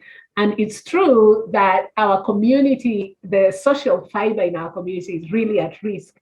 There's a lot of, intolerance to negative spaces. Now, the boundaries between empathy are about you determining whether you have enough inside your emotional tank, okay, to be able to assist this person right now. So you cannot give from an empty cup. So sometimes you want to be empathetic to somebody, but you haven't actually worked on your own self-care. You're not calm. You're not able to actually be there for somebody else. So it's a really good idea to have the person hold on and you go get somebody else who actually can, be with this person if you feel so triggered and you need to go take care of your own needs. So I hope I have answered you. How can one manage someone with a mental problem? I think I had already answered that earlier. Emphasize the relationship, seek professional help whenever needed, go and work on your own, increasing your own self-care, very critical and important, okay? And how will you help those who mask their problem? So a lot of times people respond to kindness, okay? And kindness can sometimes be an act of courage. So it's only after people know that you genuinely have their back, you genuinely care, you're there for them, that they can actually begin to listen to you talking about a certain aspect of something they can improve. For example, people who mask their problem, maybe because they actually have no awareness about their problem at all. So they might also be in denial in terms of they know, but they don't want to begin to take any action. With a solid relationship, it's easy for you to actually correct a friend. But the reason why a lot of people resist any kind of help is because it's brought up with a lot of hostility and without any sense of that we are in this together, If you blame somebody for their problem, then they will close up. One good technique to use is I statements. You can say, I feel really distressed when I see you like this. That way, this person doesn't have to be defensive. You're talking about your experience to them, okay? Then there's another question here. Let me know if your questions are getting answered. When some people are depressed, doctors hold sessions for such people to share and listen to other depressed people. What is the logic behind that? Oh, this is so interesting. There's a wonderful project in Zimbabwe called the Friendship Bench, where actually people just sit to talk. So as I said earlier, people are social beings. There is something bigger than the two of us when we have an interaction. There is your conversation, my conversation, and then something we create together. And that's the space of transformation. So the idea of support groups where people share and listen with each other are quite affordable and sustainable way for self-care. So if you can actually begin to notice and detect, negative thoughts that are leading to depression in yourself and in other people, then you can be quite useful in those groups. They are not always recommended. Sometimes somebody needs to switch from the support group setting to maybe handling their depression inside of individual therapy, like on their own in a personal therapy space. So depending on, the severity and the level of depression, and if somebody is aware that this group is there for the purpose of healing. So healing groups are great because people can not only confide in each other, but also support each other to grow, literally. That social support is what we need a lot of times. Then another question is, when do you think one should have a break, not a breakup? And do you think it can help to cool the situation at hand, or it can worsen? Well, this is a really good question around emotional boundaries. Now, relationships are like institutions. You can be burnt out, just like the same way you can get burnt out in a school, at work. When stress goes overboard, you can get burnt out and very exhausted. So I think that increasing your self-awareness lets you to determine when you are out of balance. Now, when you need a break. I think the underlying question here is, how can you actually effectively communicate that it is just a break, not a breakup, and hope that this person will not go for good and that you can come back later together? So this is a really important point around emotional boundaries. Sometimes in relationships, when things go sour, we do need breaks. But the most important thing is that relationships should be founded on care and compassion and love. And so the communication about whether this is going to be an indefinite break and that you will be the one contacting them later, or you could also have a specific deadline and say that on this particular day, I'm going to try to reach you to give you an update on our relationship status, okay? And of course, a lot of these conversations are best done face-to-face. I've seen a lot of times when people are having relational conflicts, trying to do a lot of things over the phone or online. The problem is that sometimes that communication can be misunderstood because, there are lapses in time and replies and, even just incomplete information online. Okay, then there's a question here. Do insane people also experience mental health issues? If so, how do you help them out? That's a really good question, although we actually do not use the word insane. It's pejorative. There are lots of people who have lots and lots of, mental health issues. And in most cases, people suffering psychosis, they do know that they are, suffering from a mental health condition. And so how to help them out is to seek out a social safety net. So for instance, if you find somebody who's having a meltdown in public, you should, because if you're their friend, you should have an idea of the immediate places they can go get help.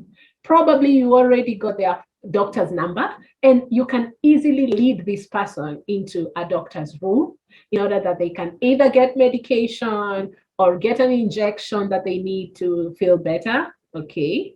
So they do experience mental health issues. And as Dr. Pauline earlier alluded to, there is lots of different diagnoses that are given, and helping them out could be just identifying what you think they may need, And also keeping some contacts of the people in their lives so that they are able to, get assistance in a timely way. Yes, well done. Oh, thank you very much, Dr. Pauline. Let me just quickly ask a question here from one of the viewers from our Facebook page, Ruben. So he's saying, what are legal measures? Should someone? Okay, let me try to rephrase that question. What are the legal measures that someone should take if confidentiality of certain matter is breached or shared to someone else whom you don't have the story of a channel, I guess. I guess I think you talked a little bit about confidentiality, right? So I think the question is, what are some of the legal measures if someone wants to go against that? Is that general or in a medical setting or with a doctor? Did they specify? No, they didn't specify. Okay, so in the case of a mental health professional like myself, if I break confidentiality, there are legal measures that can be taken. Although currently, for instance, in Kenya, the mental health laws are not yet implemented.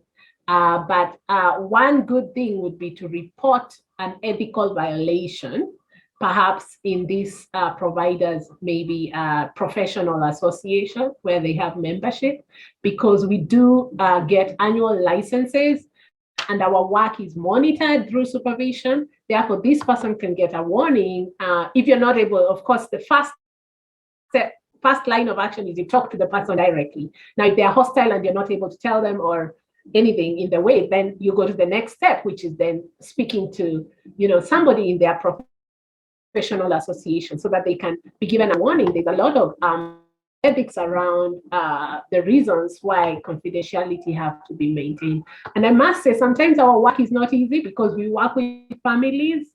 So you might find different family members at home. They are free to discuss about us anytime at home, but they might come to the office and one at a time, they might begin to talk about other members of their family as part of their story. And so sometimes it gets a little bit complex, and I see the reason that could be the reason that person asked the question. But first line of action, you ask the person to stop, just like you would handle, a bully or somebody who was being unpleasant. And if they are not responsive, that's when you go to the next line, which means, reporting them to the authorities. Okay, thank you very much, Dr. Joyce. Probably I will ask one question to Dr. Reverend Pauline. So do we have aftercare services, probably after counseling for people with mental health issues? And what are the importance of aftercare services? And what are some of these aftercare services? So Dr. Reverend Pauline.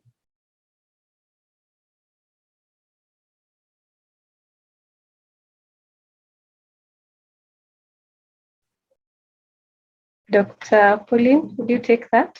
Or Joyce can go ahead as we wait. Well, we can take that Joyce, as we wait for her probably. All right. Sorry, I missed the question. My network was playing.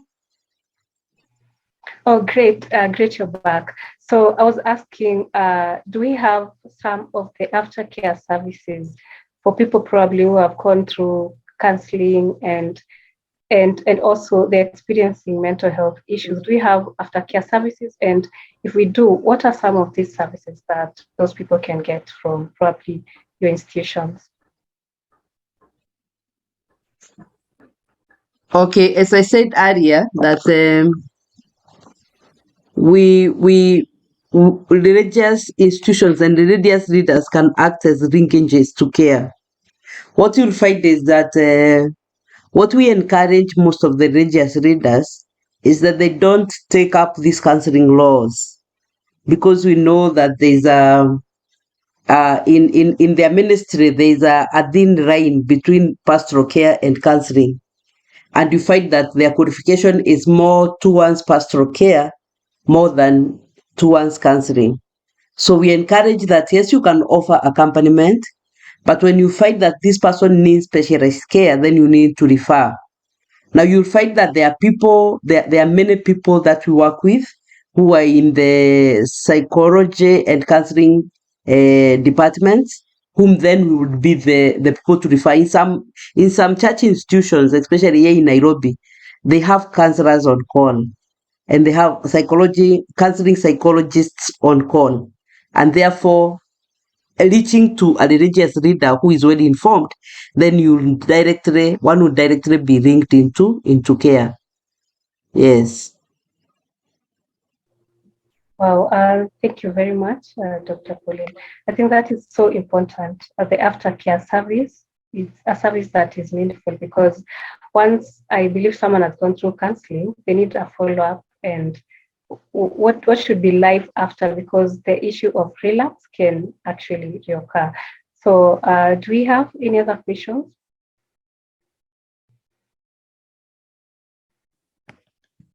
Anyone else typing the questions on the chat box?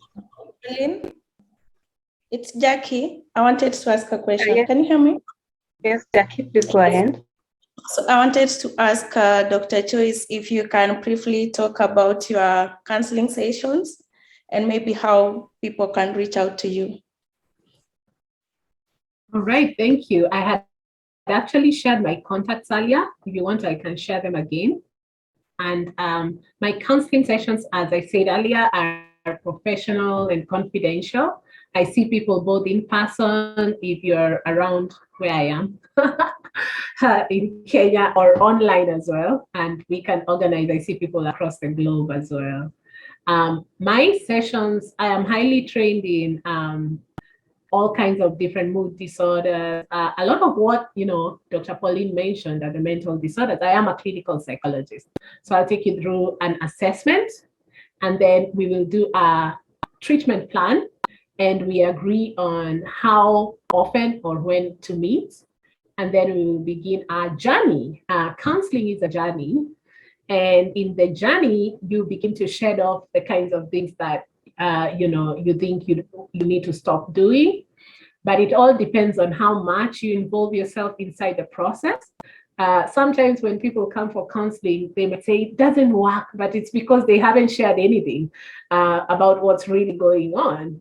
And the journey unfolds step by step, and I'm able to guide or give recommendations, but we do not give advice, So that's how counseling works. We begin with an exploration and then an understanding, and then now you can begin to take actions into all these different aspects of your well-being.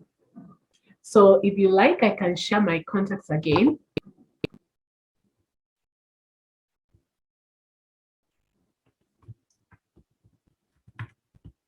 I see another hand raised.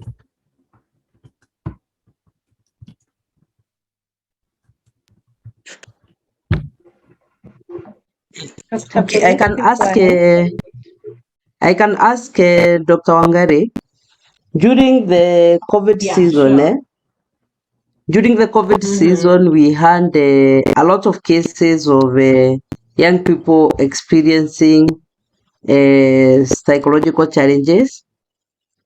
And one of my biggest challenges is to respond to parents who say, how do we know when we need to be worried?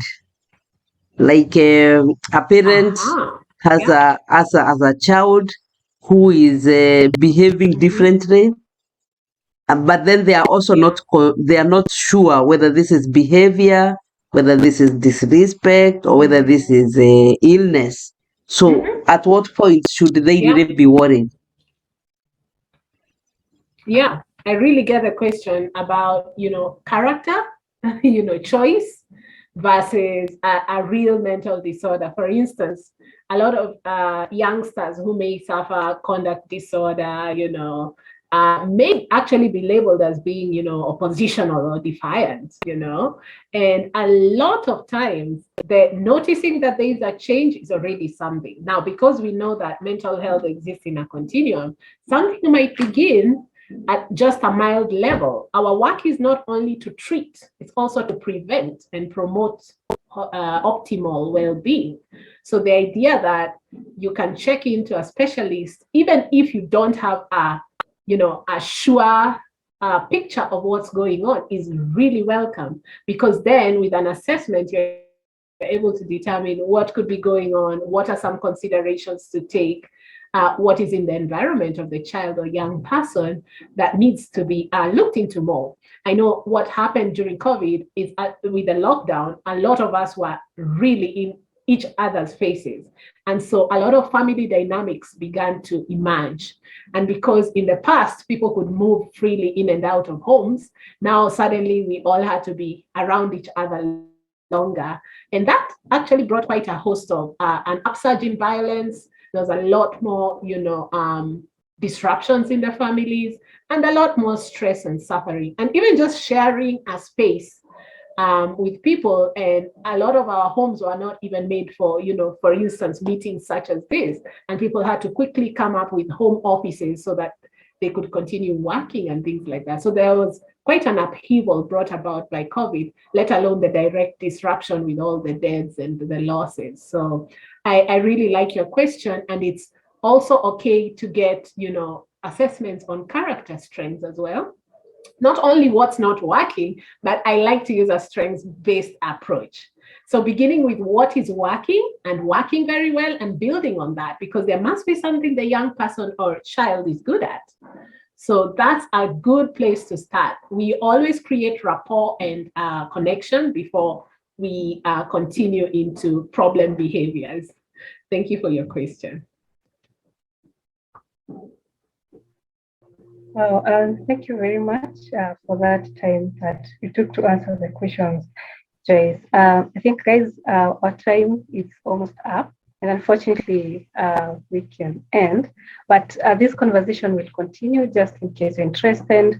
I think Dr. Joyce shared her website, her numbers, and also Dr. Reverend Wajiro. You can actually get in contact with them. Or also you can contact us at Kecher Africa, so we'll be able to direct you and connect you with our amazing speakers. So I don't think we have any other question. I think I can say I'm very happy. But go ahead. We have a question from Eldon. Yes, it's actually a question from one of the Facebook viewers as well.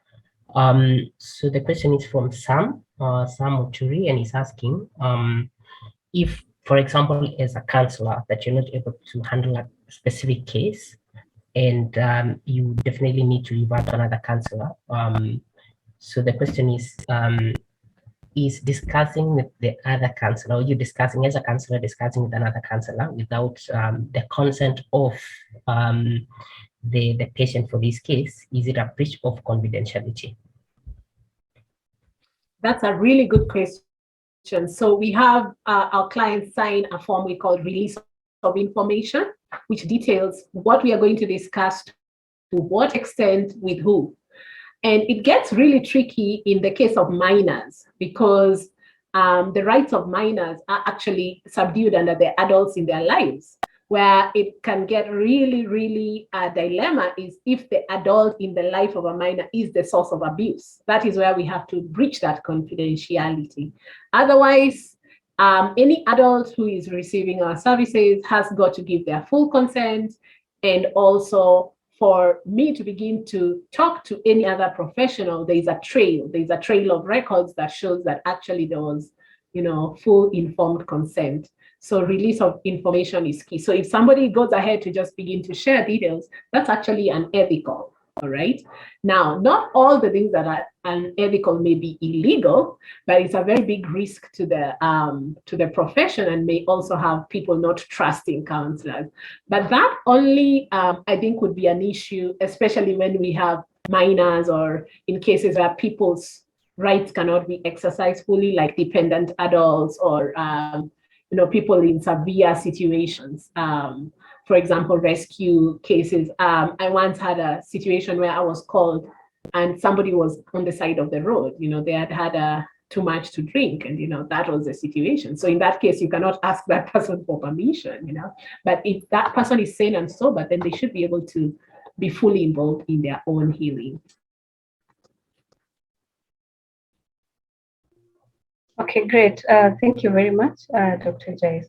Like I said, guys, our speakers' contacts and information, they are shared on our chat box. So feel free to copy them and probably you can reach to them later.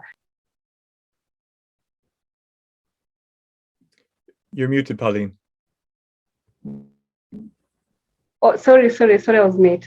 I was saying that, like I said, the contacts of our speakers are shared on our chat box. So feel free to copy them and reach out to them later. Probably if you need like a counseling session or you would love to have a talk with them, they are free people. You can reach out to them and they'll be great to help you and they'll be able to work with you.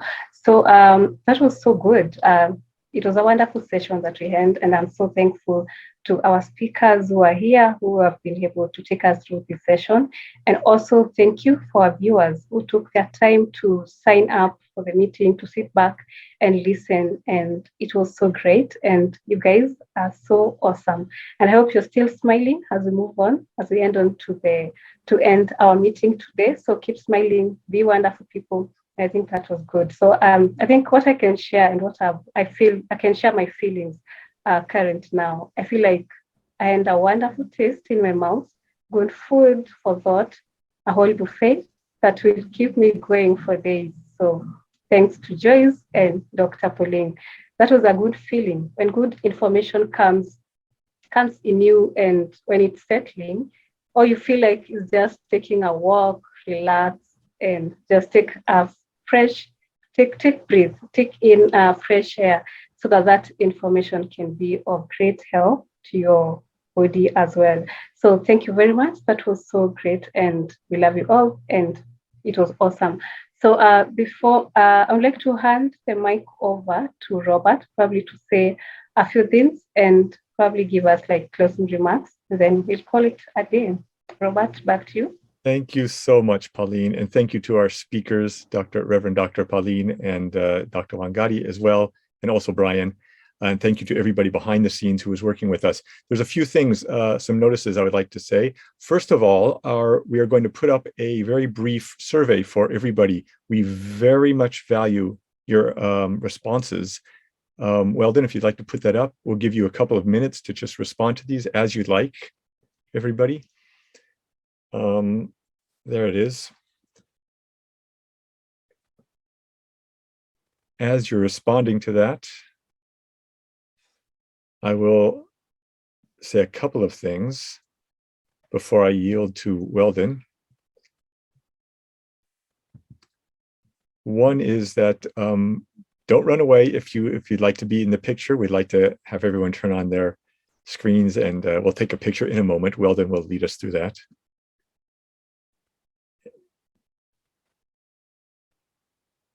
And also, as you're answering the webinar feedback questionnaire that should be on your screen now, I would like to let everybody know that our next webinar will be one of our continuing series in education.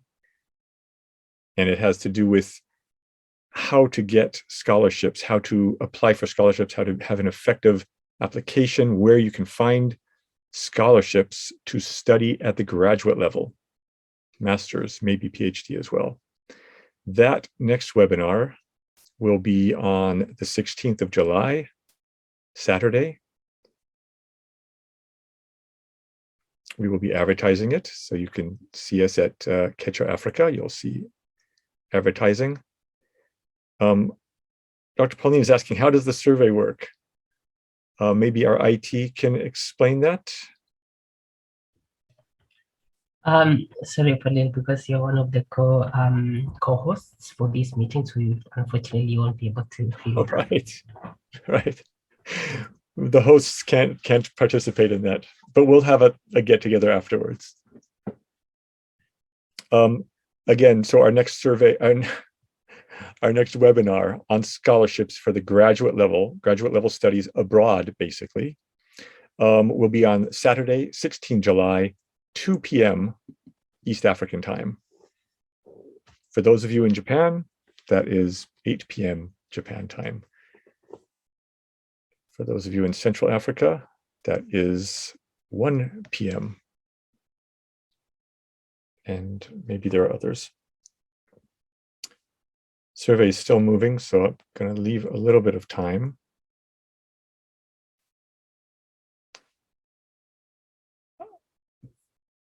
And I would also like to say, wow, what a precious couple of hours this was. And how did it fly? We intended to have an hour and a half. It flew right past 2 hours. So much wisdom and so much. I'm going to watch the recording of this myself again, just to watch again and see. Excellent. Excellent. Thank you, Dr. Cole. Let's see now. So many of you out there, we're not getting too many responses. We really, really like them. So please let us know. So Robert, I've actually entered the poll. We'll be able to share the link again on the emails, and then you can be able to give us your feedback. We definitely appreciate that. That being the case, why don't I turn the mic over then to our CEO, Weldon, for the final remarks. Weldon.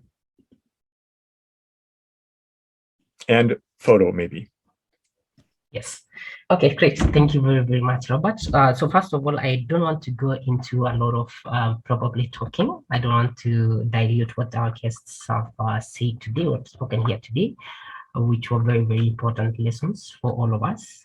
So on behalf of the Kecher team, I would definitely would like to say a big thank you to our two guest speakers, Reverend Dr. Pauline Giro and Dr. Joyce Wangari, for the very great presentation today and the very great lessons. I think we've had a lot of questions, and I'm very sure if we would have wanted to continue, would have continued for an hour. And definitely these are some of the sessions that we would like to organize in the future.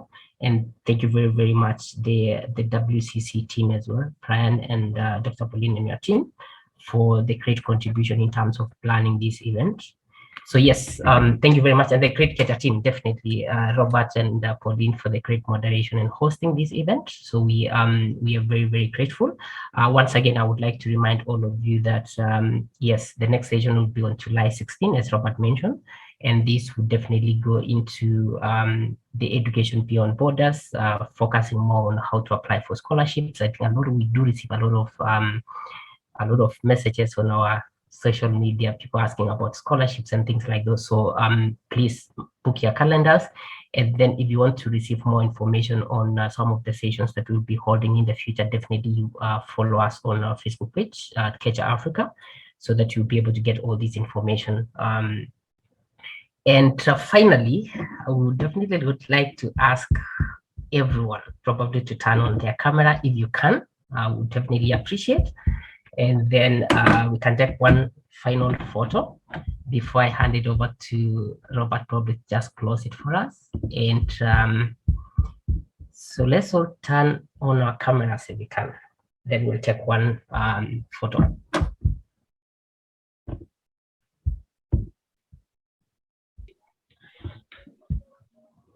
I can see people turning on their cameras.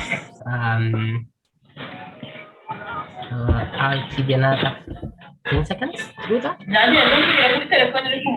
And if possible,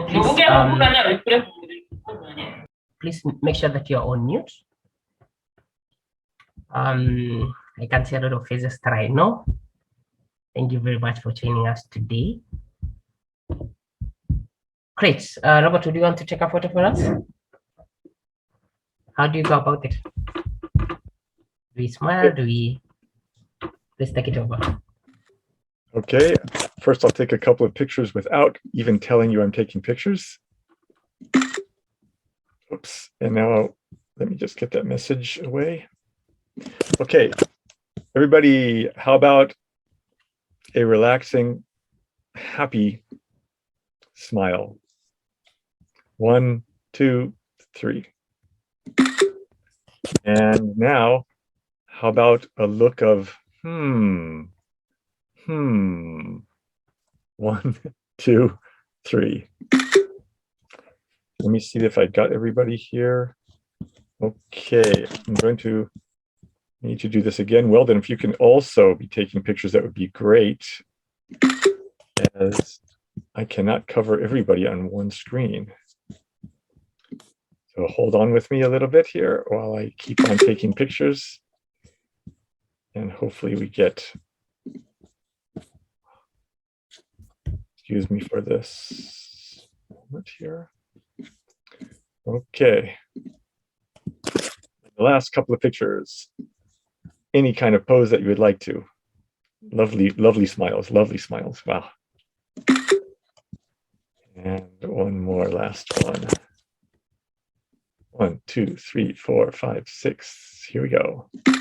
Okay. Thank you, everybody, so much. Well then, shall I close now, or you have something more to say? Okay. No more needs to be said. This was a really fantastic time, a precious time. I'm going to think about this tonight as I'm going to sleep. Thank you all so very much.